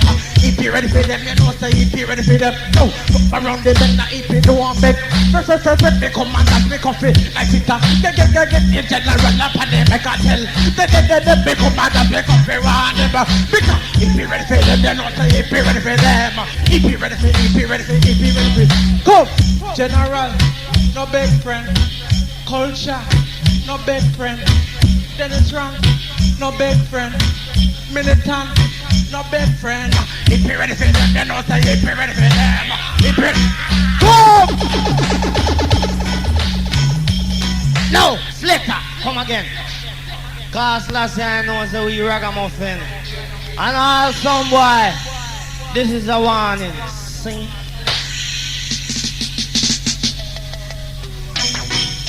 Bombastic. Chilambalum, lang balum, la balum, pop again. La balum, lang paling. Balang and me say me come again for me now. Yard Cali me love the, Yard Cali me love the, Yard Cali give me the yard sensi. Follow me.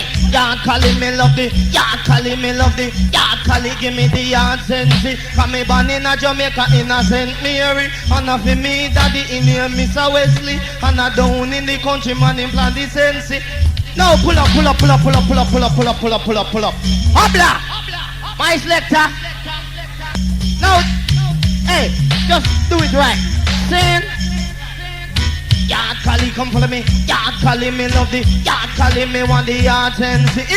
Yard Cali, come follow me. Yard Cali, come follow me. Yard Cali, me love the yard sensi. Come me born in a Jamaica in a St. Mary, and a for me daddy in here Mr. Wesley, and a just cross the gun.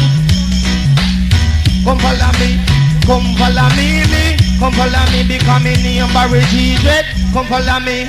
Come follow me, come follow me because me name Barry G. Yes, me born in the country in a St. Mary, and me come a England, come live with me mommy. Said that for me daddy in here Mr. Wesley. Me say down in the country implant the sensi, cause implant the sensi, German implant the aki.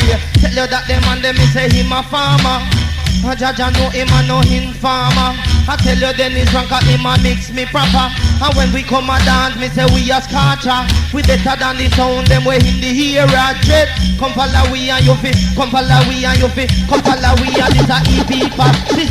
Come follow we and you fi, come follow we and you fi, come follow we and the you Barry G. Dennis Yardy me say him a mix me. When me come a dance me a fi smoke the sensi. But the one no Charlie, do no give me. Cause I man is a youth, me no want the powdery. Say I man is a youth, a strictly reality. When me catch a little girl, man a no styly. When me grab the microphone, you have to come follow we to the man. Come follow we, you have to. Come follow we, you have to. Come follow we because we born the sensi. Come follow we, you have to. Come follow we, you have to. Come follow we because we born the sensi. No give me no Charlie, cause we no want it. No give me no cocaine, say we no need it. No give me no white lady, and me no use it. A man is a youth, now free basic.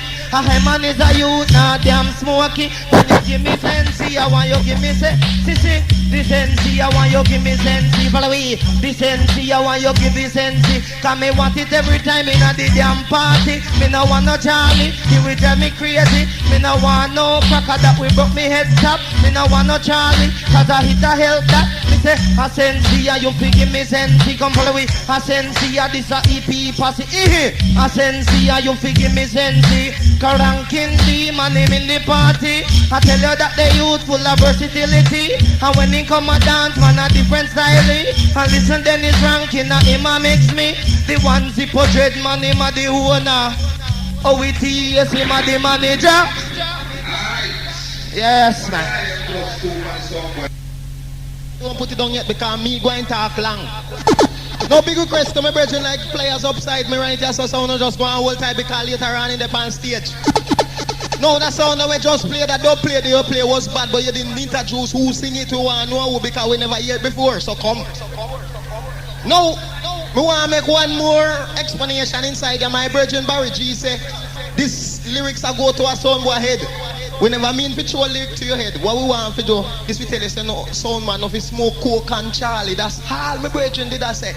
So respect due to each and every sound man. Now say it they come in. See? And 3v3 sound better. Because this is an international sound from Bristol and we come far. Man like Selector. Set it right. Man like Trevor's Park. Think all Red Rose. Come see a whole heap of nice beautiful girl coming at night. Okay?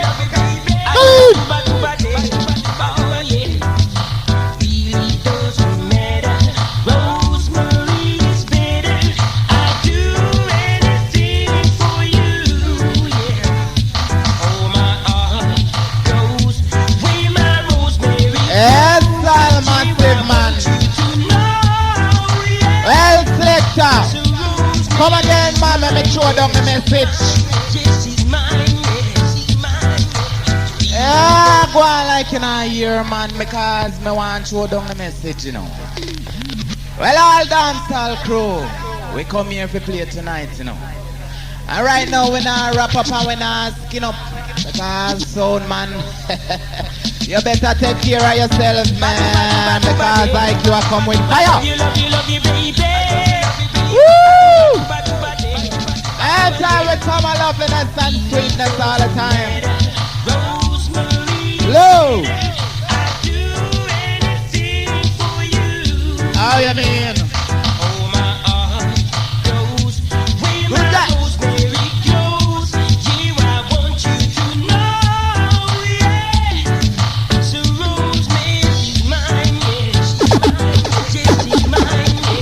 Lovely.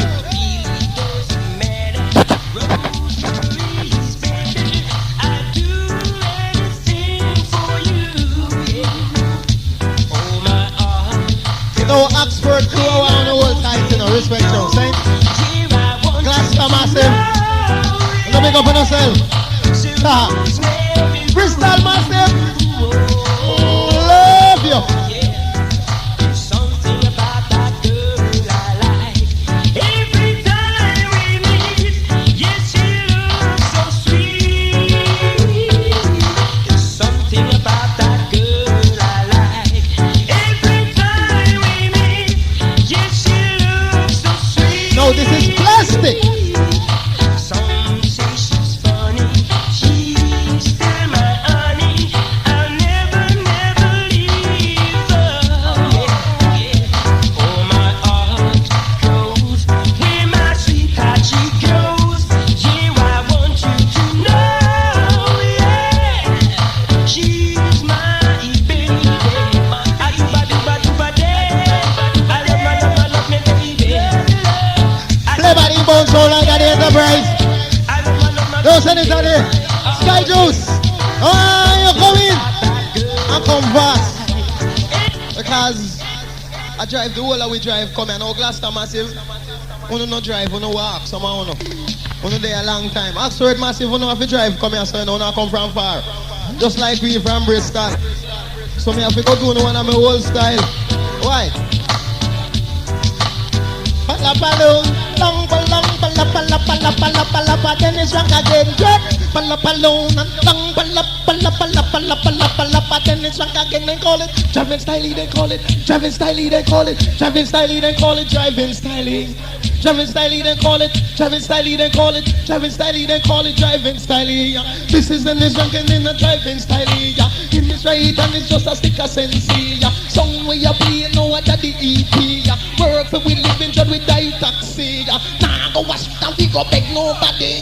This start pick up from our bitch and say come again. You pump up, tire you come. No, my parents, people, Reggie and the rest of the massive, they want to hold tight now because you don't know, say, I just warm up. A long time we have got light fire and that's some of we rise tonight before we get warm. Jamming style, you don't call it. Jamming style, you don't call it. Jamming style, I want you dance it with me.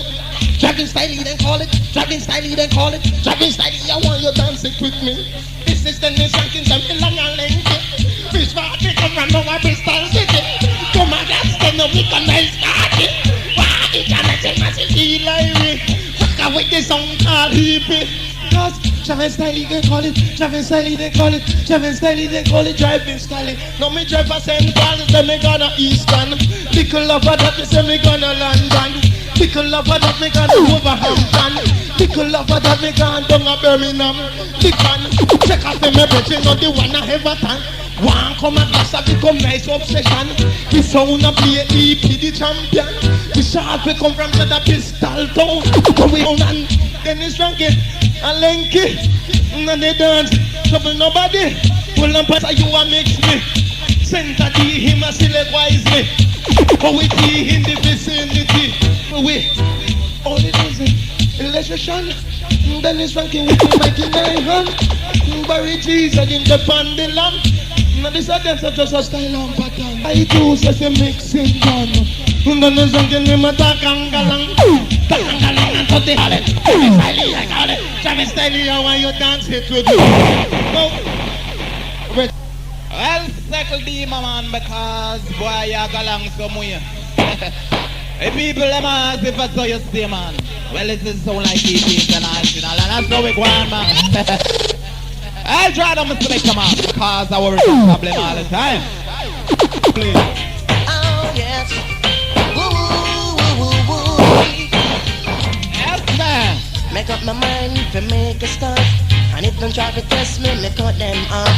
Cut them like banana coming up the stalk. Cause the thrill of you are the cheaper stuff. I am the big bamboo, bamboo. La la la la la la la la. Working for the Yankee dollars. Yes. I chill you know say me cute. I want you know me dress up in a famous suit. You want you come and mash me with your water boot. Because I chill you know say me cute. It's just a big bamboo, bamboo. So like it be okay. Working for the Yankee dollars. Working for the Yankee dollar.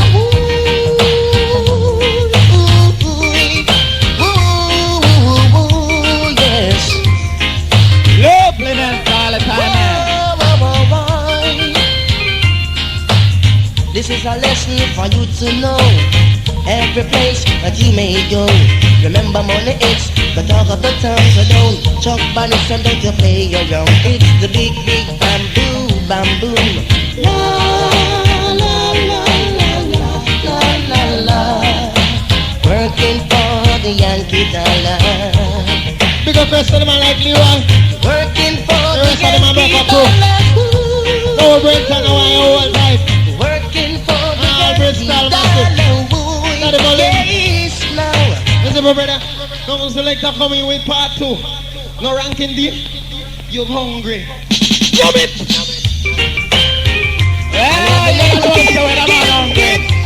Give you up. But I got me select, come on. I never give. Cause business have to work proper. Well, a big request to all the girls, them we are muggling at them £1,000,000 panty and things, you know. Cause there was some problem all the time, I never give you up. I never give. Oh, girl. I play the games that two lovers play. Didn't know Loveliness all the time, stepping out of my way. I was hoping she would say, come again. Didn't know that love was out of my way. I'm not tell your girlfriend say that chat to Joyce earlier on. Now all them girls inside here don't know Enterprise play for girls. We play for each and everybody. Strictly man lazy, dumb, blind, deaf and crazy.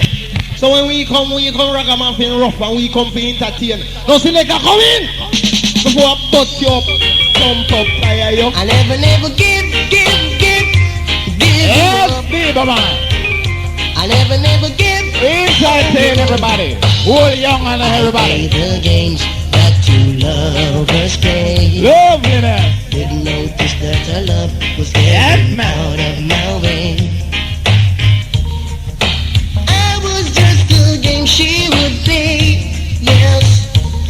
Didn't know that love was out of my way.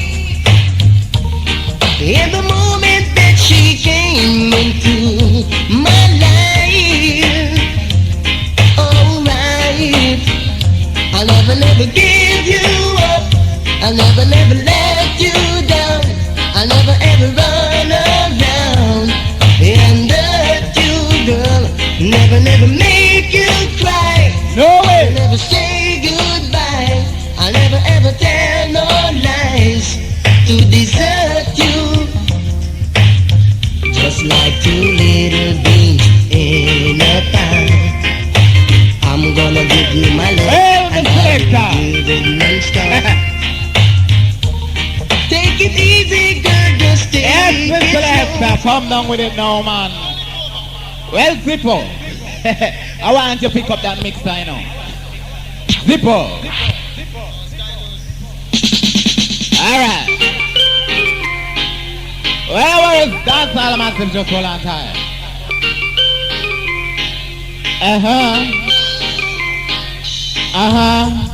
Hey, me say me gone down a Ochi. Tell them me say me gone down a Ochi. Yes, me say me gone down a Ochi. Now after make no liquor trucks I go down a Ochi. We go check out me mother sister with me auntie. Say me sight a liquor girl and she was well pretty. Me say straight away me take to her fancy. But to my surprise the girl call out to me. She say what is your name? Me name a ranking me. Me say what is your name? She say her name was Susie. If you say a few words to make she feel happy. She say hey Susie, do you know you're sexy? I'd like you to be my sugar pie and even my honey. I'd like to marry you and have a few baby. Then we buy a big house in the damn country. You know after that we woulda live happy. Woulda live happy as one big family. She say listen me mass and I use them sweet words for me. Cause all the man want for just sex and money. All the man want for just sex and money. She say ooh, come again, Mr. Selector man. Come again because it have to run right, man.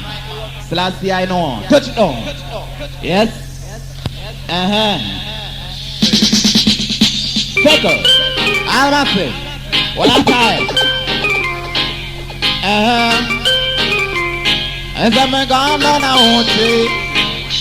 Gone down a Ochi. The mama say me gone down a Ochi, but bye. Me know what to make like a drop like a down a Ochi. We go check out me mother sister with me auntie. Then me sight a little girl and she was well pretty. Me say straight away man she calls out to me. She say what is me name a ranking me. Me say what is your name? She say her name was Susie. By the look in her eyes me could tell she love me. If you say a few words to make she feel happy. Me say hey Susie, do you know you're sexy? I'd like you to be my sugar pie and even my honey. I'd like to marry you and have a few baby. Then we buy a big house in the damn country. You know after that we woulda live happy. Woulda live happy as one big family. Live happy as one big family. She said listen me mass and use them sweet words for me. Cause all of the man want for just sex and money. Say me gone down a Ochi.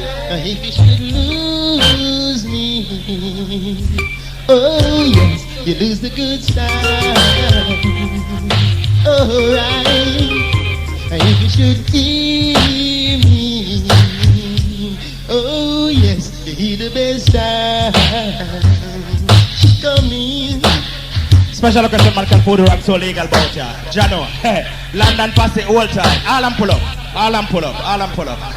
A long time I want them, you know. Them don't know about the man food wrong, so live and direct from Jam Dong. So yeah, yes.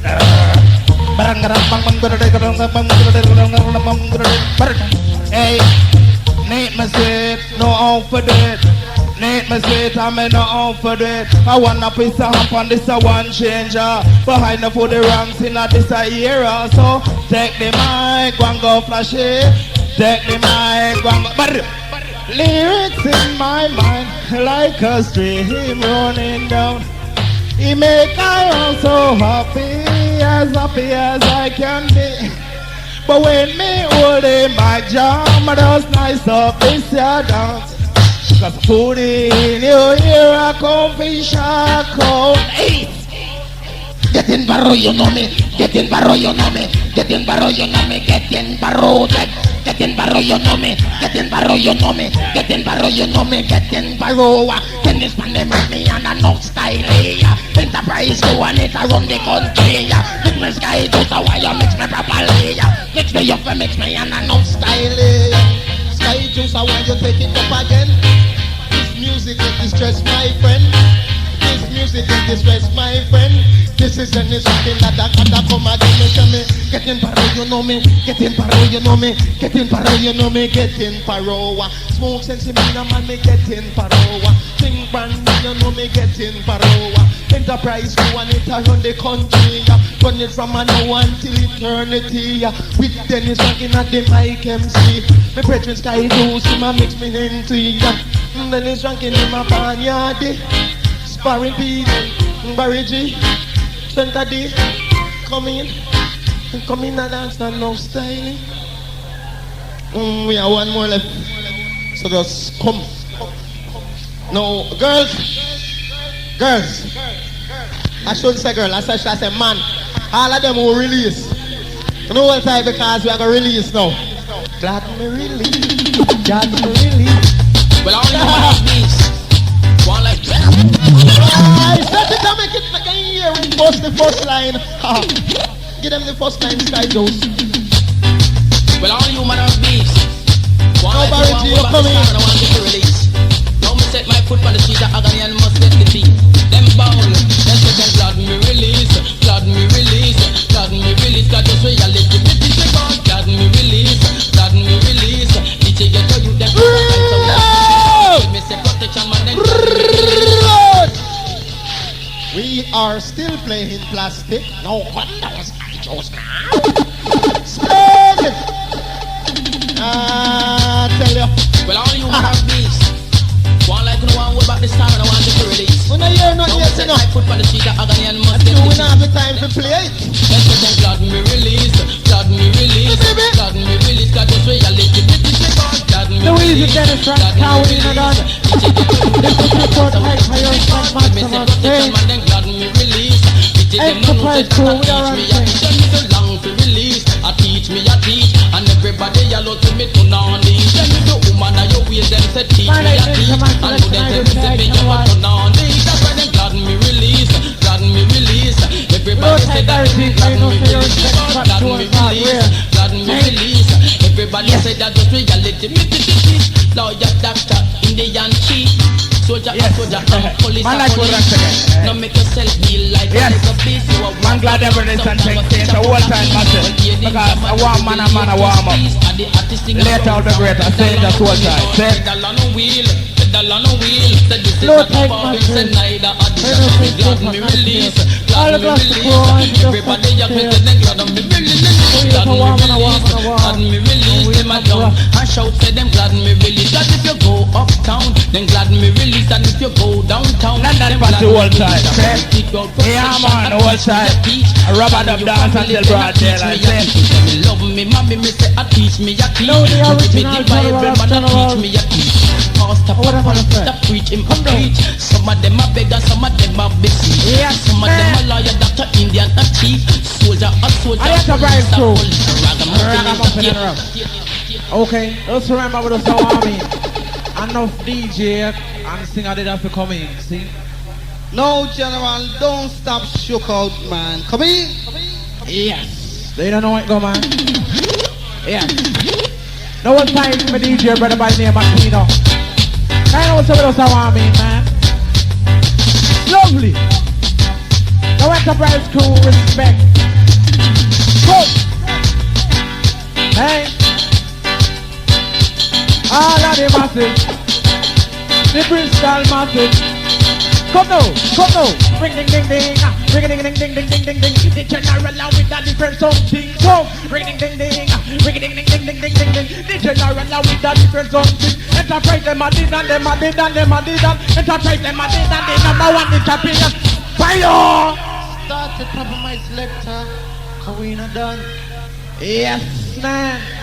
Cause you know say when we come out, we come to show out. No one type in and go your company, man. Lovely. Oh, my brother, you don't know, so we run things. Come in! Yeah.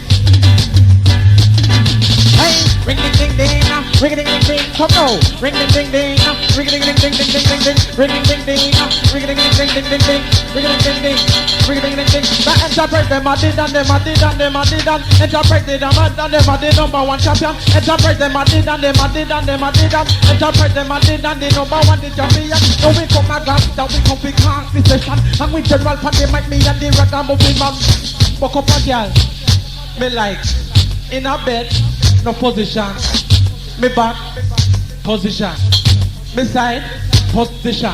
Come in and dance me and the ragamuffin man. Come and dance and me come with me. Tell me what's the enterprise them a did and them a done, them a did and enterprise them a did and the number one is champion. Come on, them a did and yes them a done. Come and dance, session. This a youth, ragamuffin man. This a youth.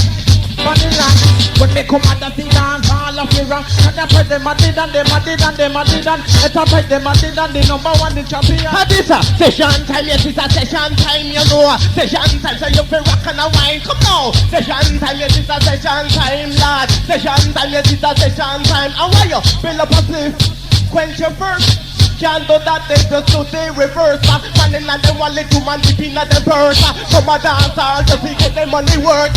Drive up in them BMW and find their verse. The integrity so fast, they want to deter. So, with the general and the ruffian, Doggers and Recruiter, the massive Milton.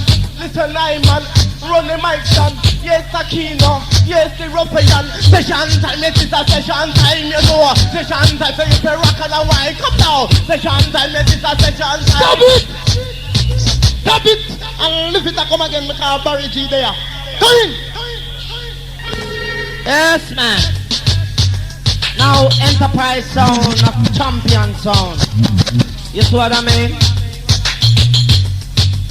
Lord of mercy. Come follow me, man. Come follow me. Come follow me. Come follow me. Come follow me. Come follow me. Come follow me. Say come follow me. Come follow me. I me say come follow me. Tell me, come follow me. I me say come follow we. Come follow we run the country. Watch your pump up tire. Watch your pump up tire. Naya. Pump up tire. Watch your pump up tire. So what? Pump up tire. Watch your pump up tire. If you're trouble family, you watch your pump up tire. If you step on me to just watch your pump up tire. When me come in at the dance, me no lyrics snatcher. When me sing a me style, man, you a capture. Just watch your pump up tire. Watch your pump up. Pull up! I see when we come to vibes it out. Now just put that down on the turntable. Now he's willing and able. Well capable. Badadading, rumbalang baling, chowabababading, yo we come again to the them, chowababing, rumbalang baling, chowababing, I just say we come again. But bye bye bye, but bye bye bye bye bye bye, but bye bye bye, but bye bye bye bye bye, but bye bye bye, but bye bye bye bye bye bye, but bye bye bye, but bye bye bye. 100 sound boy die. Them say them come test high. No sound can't challenge I. We make a sound boy have to die. Bye bye bye, but bye bye bye, but bye bye bye, bye bye, but bye bye bye, but bye bye bye, bye bye bye, but bye bye bye, but bye bye bye, bye bye, but bye bye bye, but bye bye bye. I love when you mix high and you mix low. You ain't no damn scarecrow. You ain't no damn jungle. You ain't no damn buffalo. Mix me, I mix me low. Bye bye bye, put it bye bye bye, put it bye bye bye, bye bye, put it bye bye bye, put it bye bye bye, bye bye bye, put it bye bye bye, put it bye bye bye, bye bye, put it bye bye bye, put it bye bye bye. Just watch two sound boy die. Bye bye bye, put it bye bye bye. See two smile, them just a die. Then it's him just a mix me eye. Pull up selector, pull up, pull up, pull up, pull up. Cause I don't entertain about and a ruffian and thing, but just come down sound, cause we come from mash up town. It's because we did it for the PA, but the man them come late. Some little bad advice. Oh, let me brethren. Easy. Now, you see the next song we up on the stage there. After we play this record, you're going to come in and play one music and then we're going stage show time and go on after that here, people. Sound just hold tight. Yeah man, 2 carat block the way. B290XYD. Also CD90JKX. Kindly remove right now on the double. Come down selector. Man like Johnny P. Multing like the winery. Catch it. Back in tune to the bound sound like that. The Enterprise from Bristol area. We come a Gloucester, we come for shower. Tell you. Me have the winery, and me have the winery. Me have the winery, and me have the winery. Me have the winery, and me have the winery. Me have the winery, and me have the winery. Wine in a town, and me wine in a country, chichi, and every pussy man them happy love. Me. Yes, man. Enterprise, are you rule every time? Sing. How we rule? We have musical tool. Right. No Gloucester passing. Everybody just bubble. Oxford passing. Everybody just bubble. Bristol passing. Bubble. Me have the winery. The vibes are coming now. Me have the winery. Sing Enterprise. Me have the winery. But me have the winery. Me have the winery. But me have the winery. Wine in a town and me wine in a country chichi and every pussy man them happy love. Me them say that lizard at the long tail that did jump on a plane and me gone cross the sea. Me have the winery. But me have the winery. Me have the winery. But me have the winery. Me have the winery. But me have the winery. All tight there is ranks in the area. Parity. Me have the winery. All of the block of passing. Me have the dummy and the girl them man and me have the dummy and the girl Enterprise them man. Some boy I tell like to say get top woman, top off with them mother on a big mansion. It bigger than the Queen Palace in England. And when me check them out, them under separation. Me have go she wash me foot and go she wash me hand and go she brush me teeth when me just done yam and go she do me this and go she do me that and go she take me dirty clothes and carry them go wash. Look how me sexy, look how me trash. 100 pretty girls, man, them do that. You want me have the winery, and me have the winery. Me have the winery, and me have the winery. Rough house business, man. Them a remedy. Put wine on. Yeah. Come down. Come down. Now hold it. Me and man talk about entertainment for go on and them not go on with nothing. See? So watch out right now, car Enterprise are going to check out. Now come down selector. Rough. Now culture with the mix and the yarn. You big in the area. No, when you entertain people will see you. So make people them see me. See? Make them see me. Cause right now, I will talk and tell you something. Say, what time? Come now. Ring ding ding ding. Ring ding ding ding ding. Come now. Yes, we'll say your name. I'll tell you something. You know what? Ring ding ding ding. Ring ding ding ding ding. Come now. Yes, we'll say your name. I'll tell you something. No, if I'm an borrow this, I'm borrow that. Your gold chain, your Kangal hat. Few weeks later, him don't give you that. No running down make a you nah get it back at them Abba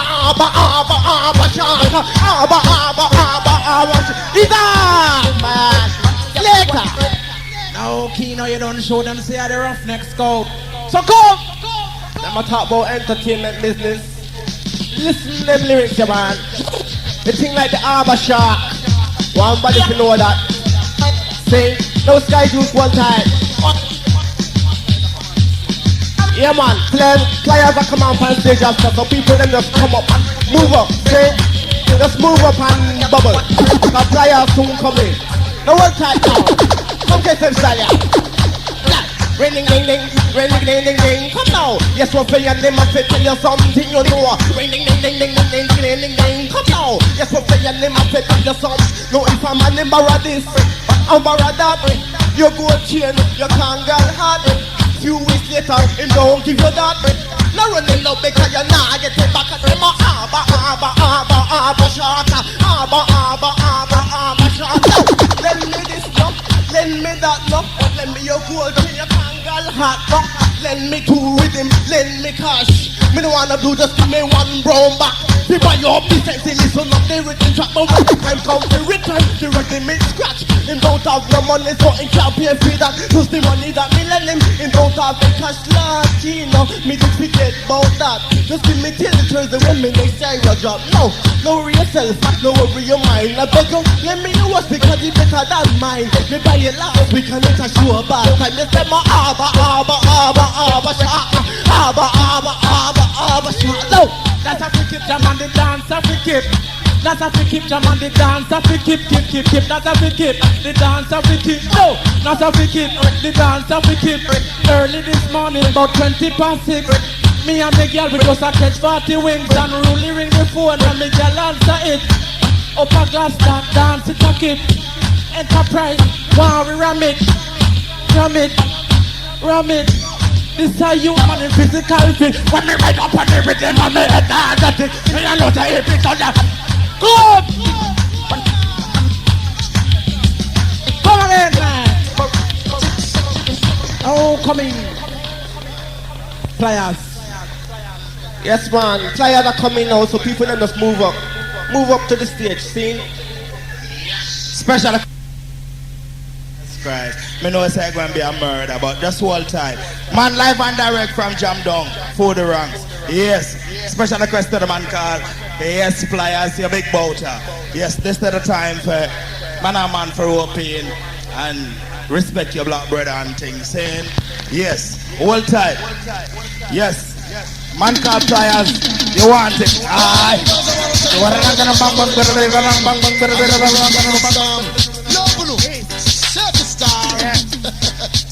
Mic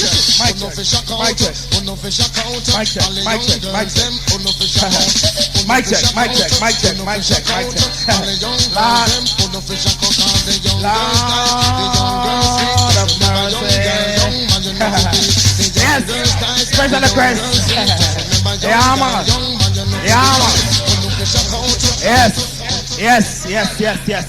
Yes.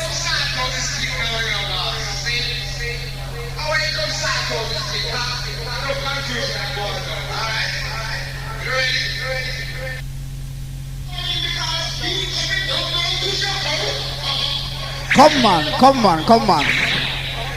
Cocotina fashion. Come on.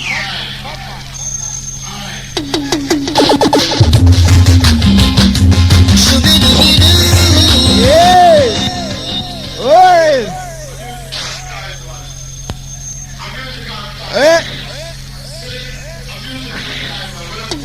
No, musical. Hold tight. No, play. Go.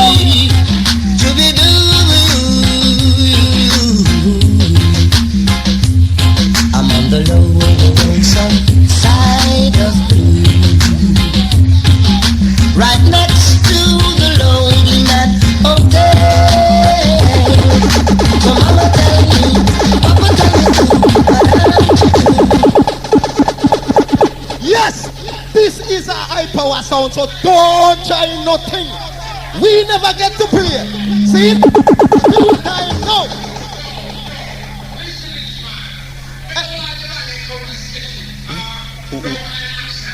Hey, well it. Players come past stage, we never play. Come in, play music. So mama tell me, papa tell me too, what I'm to do. I said what I'm to do. Not for fatty girl, them a pass through. Not for my girl, them a pass through. Then I'm not happy, still feeling blue. I don't want no one but you. On the lower lonesome side of you. So mama tell me, and papa tell me too, what I'm to do. That's lovely. What I'm to do. Cause even though you are so nice. Oh, Skyjuice. Yes, girls are my choice. Let it go low. No music on. Respect you. And to the other sound, ninja way you want to say, but listen we are higher power sound and respect you. And when we come, we say a fluid time and a fluid time. See me? Long. Very deep.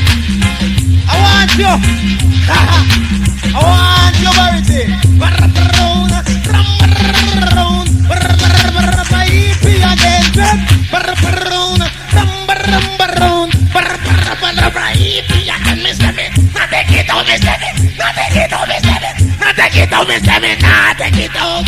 Nah take it out, me, say me. Nah take it out, me, say me. Nah take it out, me, say me, nah. Oh, Skyjuice, I don't want no distress, eh? Come properly. Come properly. I don't want no distress, right? Because we are go through. See, and we tell the man some my turn, and we don't want no distress. Cause I'm pro turn.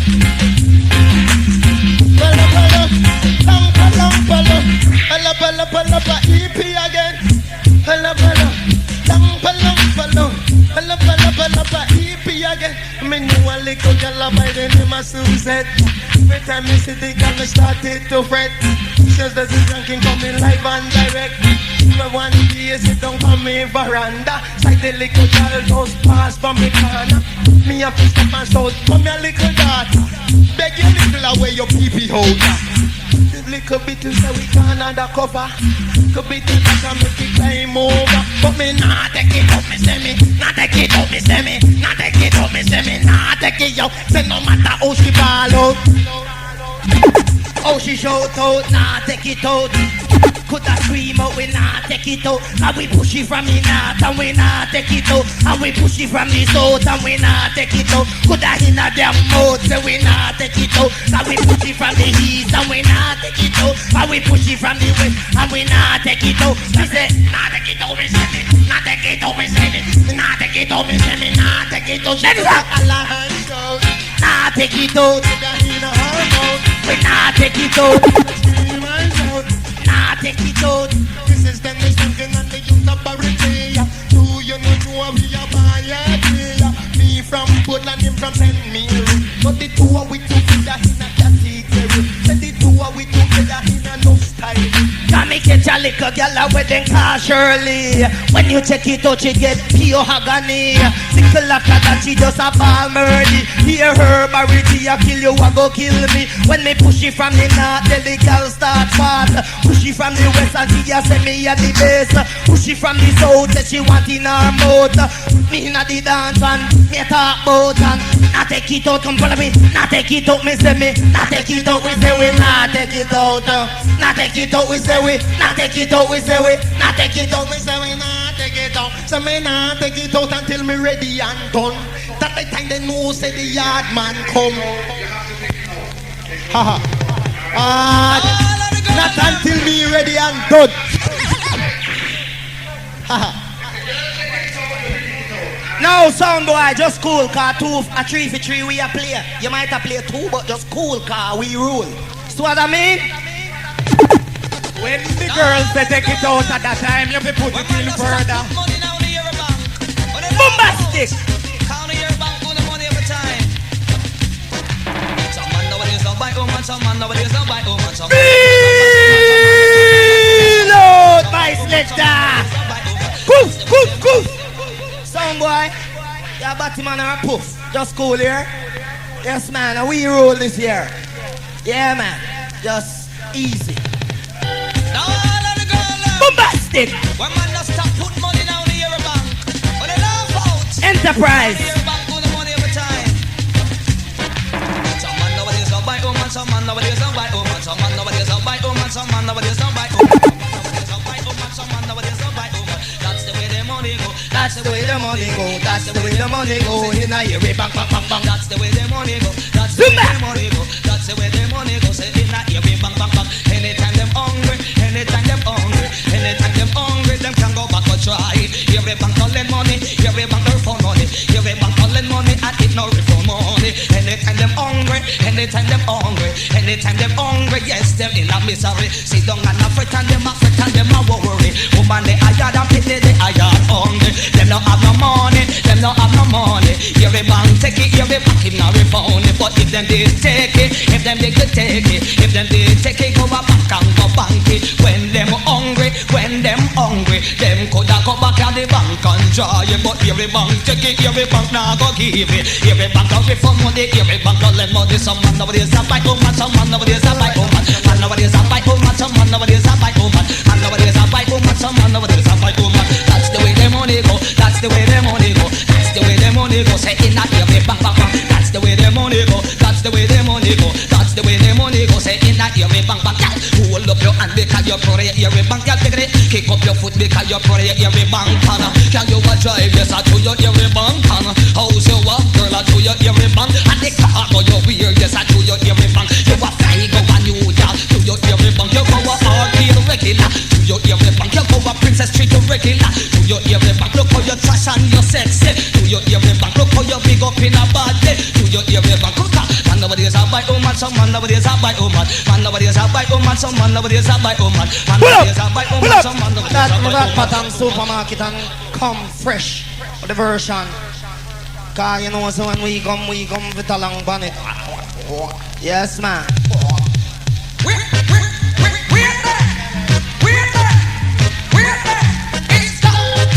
Oh Dennis, give me the gentle mix, man. That the one here for the crew.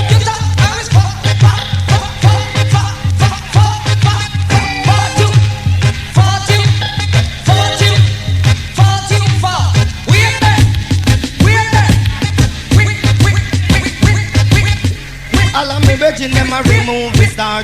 All of me virgin them a remove the star. All of me virgin them a remove the star. And then it's wrong. So we must start. Barry G, he must start. Pan the rhythm no fit and long panny. Me rap on the mic and me sit down steady. Enough sound boy them a try test we. Look how them big, look how them swatty. Them just a fall down over precipice. Them just a come and them can't stand up to it. A Barry G man, you ever ready? Yes. A Barry G man, you have the style. You come in at the dance man, you bun sensei. No Charlie man, me no want it. No cocaine man, mash up my brain man. A Barry G man, you ever ready? Just give me the sensei, just give me the sensei, just give me the sensei. I me no want no Charlie. Just give me the sensei, follow me. Give me the sensei, yeah. Give me the sensei. I me no want no Charlie. Cause one furlong you have to give me sensei. A two furlong you have to give me sensei. No give me Charlie, no give me white lady. Cause I'm man is a youth, me say me no use it. When me grab the microphone you have to come follow me. Man me need the sensei, man me make me hurry. Me we drink the brandy or a super tea. And me we come on the dance and me make you wiry man. No Charlie, me say me no want it. Dennis ranking and you fi mix me properly. And when we come a dance, so the people follow we. Cause Bristol pass it in at the vicinity. And Gloucester crew I want your bubble up for we. Come follow we, you have it. Come follow we, yes. Come follow we, general you win a hit. Come follow me, come follow me. Come follow M.I.L. like TNT. No, come follow me, come follow me, come follow M.I.L. like TNT. No, follow me a ton and follow me your country. Militant me your VIP. Culture the selector. Jumpy but still sing.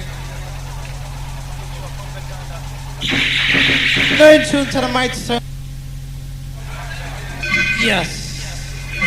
Respect it must go through. So hold tight all enterprise crew. Respect you to you. My light senator the selector Skyjuice the operator. One sound out of work here them styler. So come mighty enterprise thing. They come down rough and clean, okay, rough and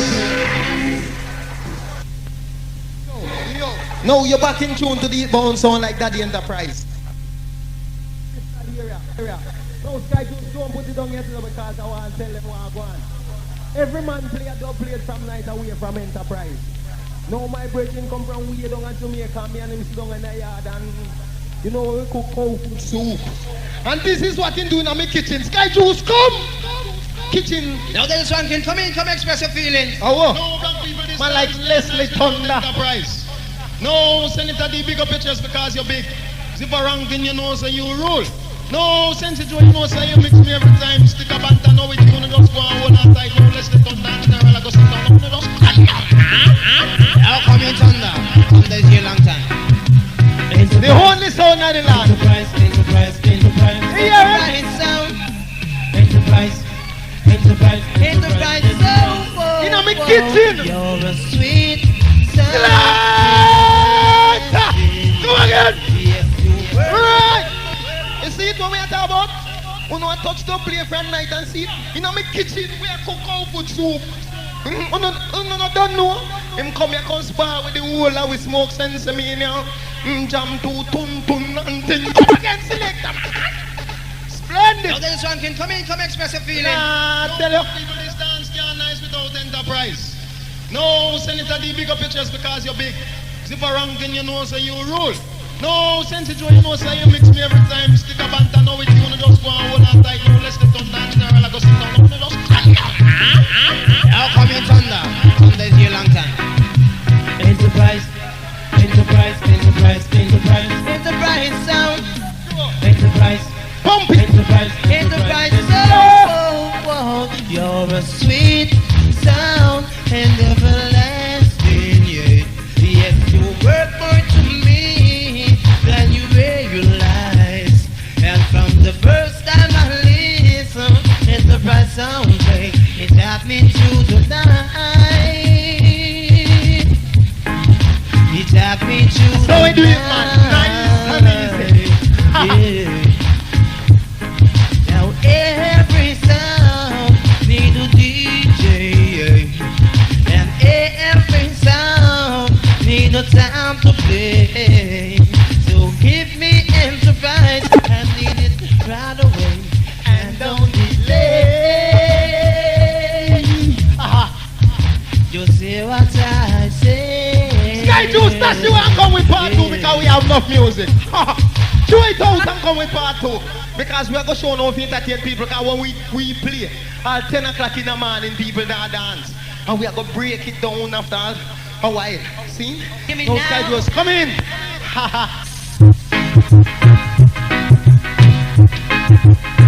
I tell you. Splendid. Crystal Growth. Rasta Growth. Yes. You're a sweet crowd and everlasting. Yes, you worth more to me than you realize. And from the first time I rock with Gloucester crowds, they have me through the night. They have me through the night. Yeah. Every sound need a DJ. Every sound need a time to play.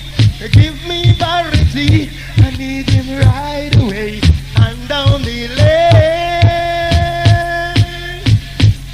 Lord, now Skyjuice, pull up. Lord, boom boom cloud and kufum. Can I all try a thing? See?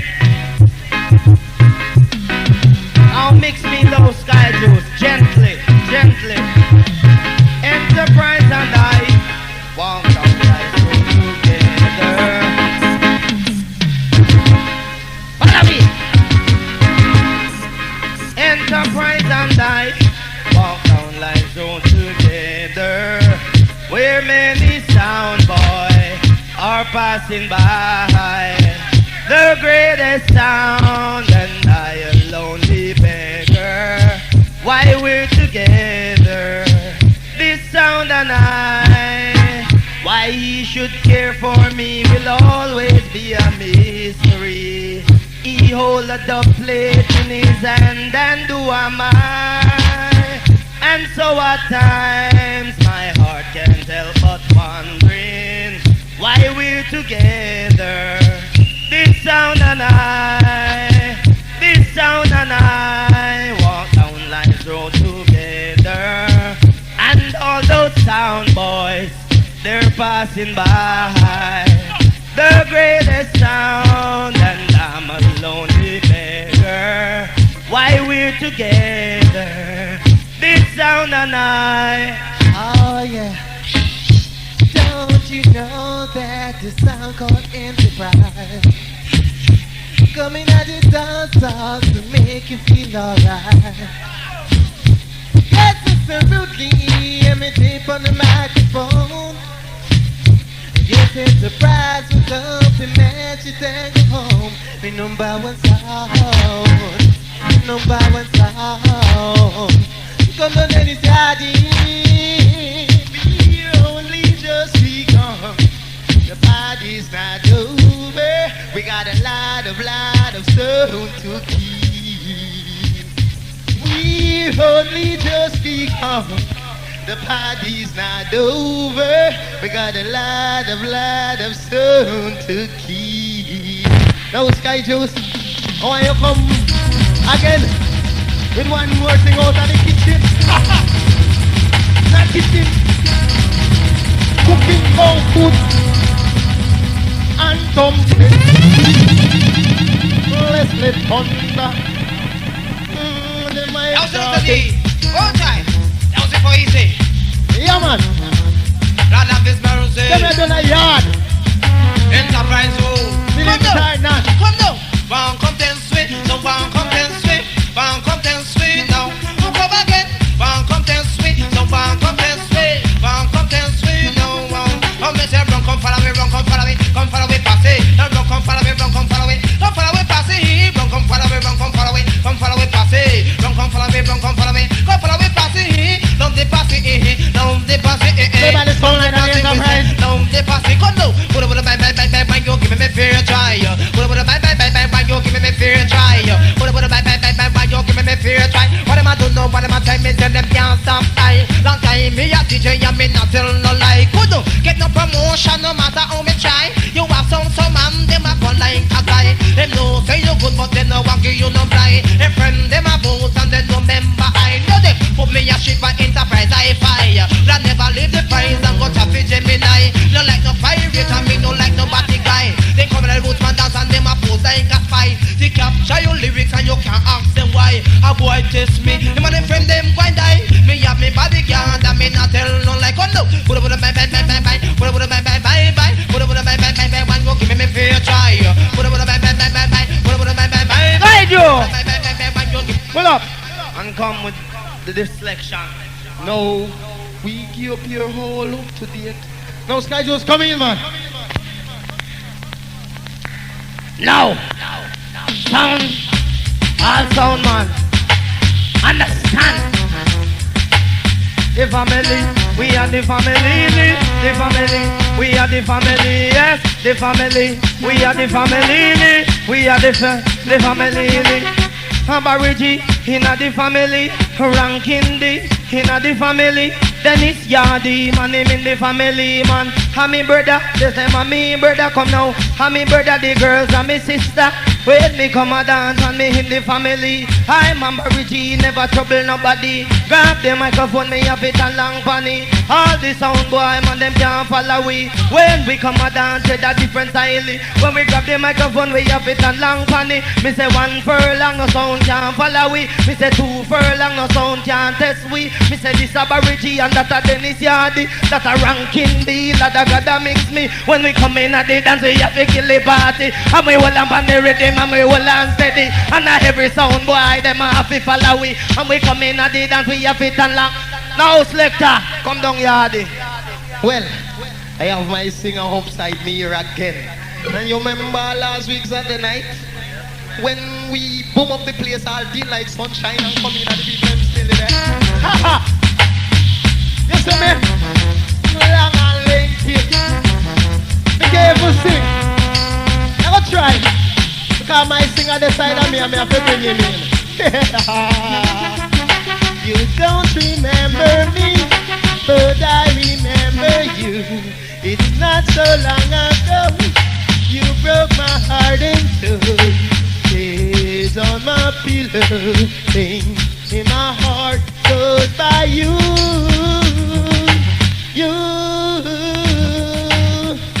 If we should start anew, I wouldn't hesitate. I'll gladly take you back and found those hands of fate. Tears on my pillow, pain in my heart goes by you. Love is not a gamble, love is not a toy. When you find the one you love to fill your heart with joy. Now, Skyjuice, pull up, man. Yes, cause right now we are gonna bring up the vibes and things. Sing. So swell tight, rough neck, sing.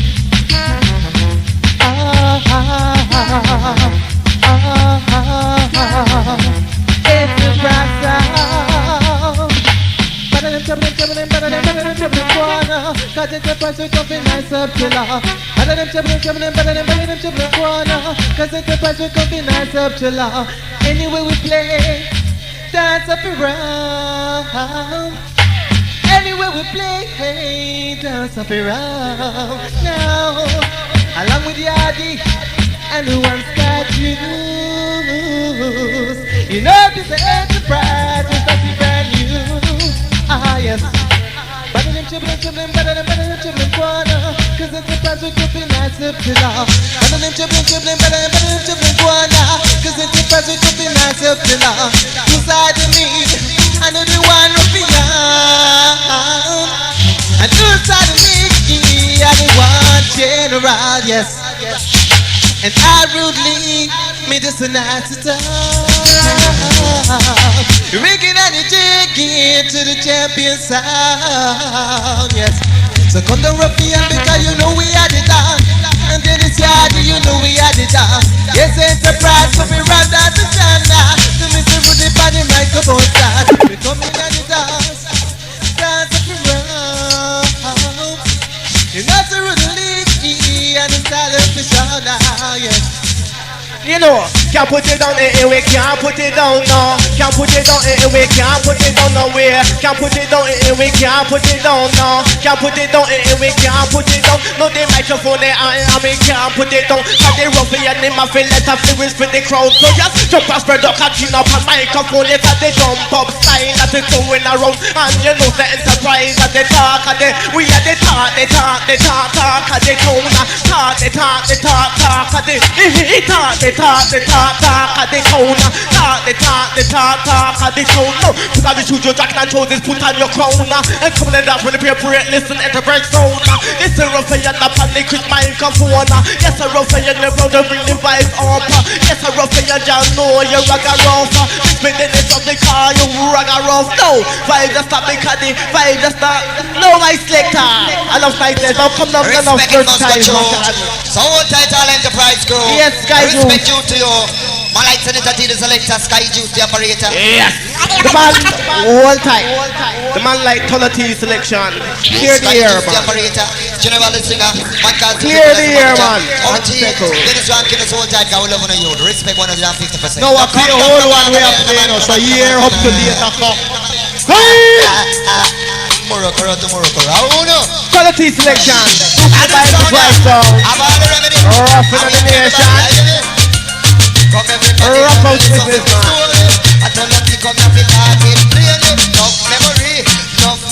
Listen. Every night you go to bed, they must remember with me. Enough memory. Every night you go to bed, they must remember with me. Tell you nothing talk about me. Right now when them start get crazy. No general. Why you coming to you now? Run it on the roads and reality cover. We have the remedy. That we have the remedy. We have the remedy for dance and party. We have the remedy. Yes, we have the remedy. We have the remedy for dance and party. Just tell that DVD the sound come this way. Just it a sound and no hurt him badly. Enterprise. The man the big time badly. Rough out business. From Bristol. Down a Surrey. For England and me say in a Surrey. So Yorkshire and Bristol party. Anywhere we go we have the reality. We have the remedy. That we have the remedy. We have the remedy for dance and party. We have the remedy. That we have the remedy. We have the remedy for dance and party. Come everybody tell me if you remedy. Enterprise it a go run the country. In a new place of nostalgia. Talk on the mic intellectually. So we have it and we ready. And when we come here the heavy duty. Oh no, we have the remedy. That we have the remedy. We have the remedy for dance and party. Enough memory. So every time they get to it say Latino. Enough memory. Every time they say it's a entropy. No say entropy, it a run the country. Run it under roots and under reality. Yes, man. Selector, send it no a selector. No say that the youth feel it reality. Selector. They are in we. Come with the part two. Cause that we love. No. All the virus carry them not there. We come to talk to you. Alright? Hey.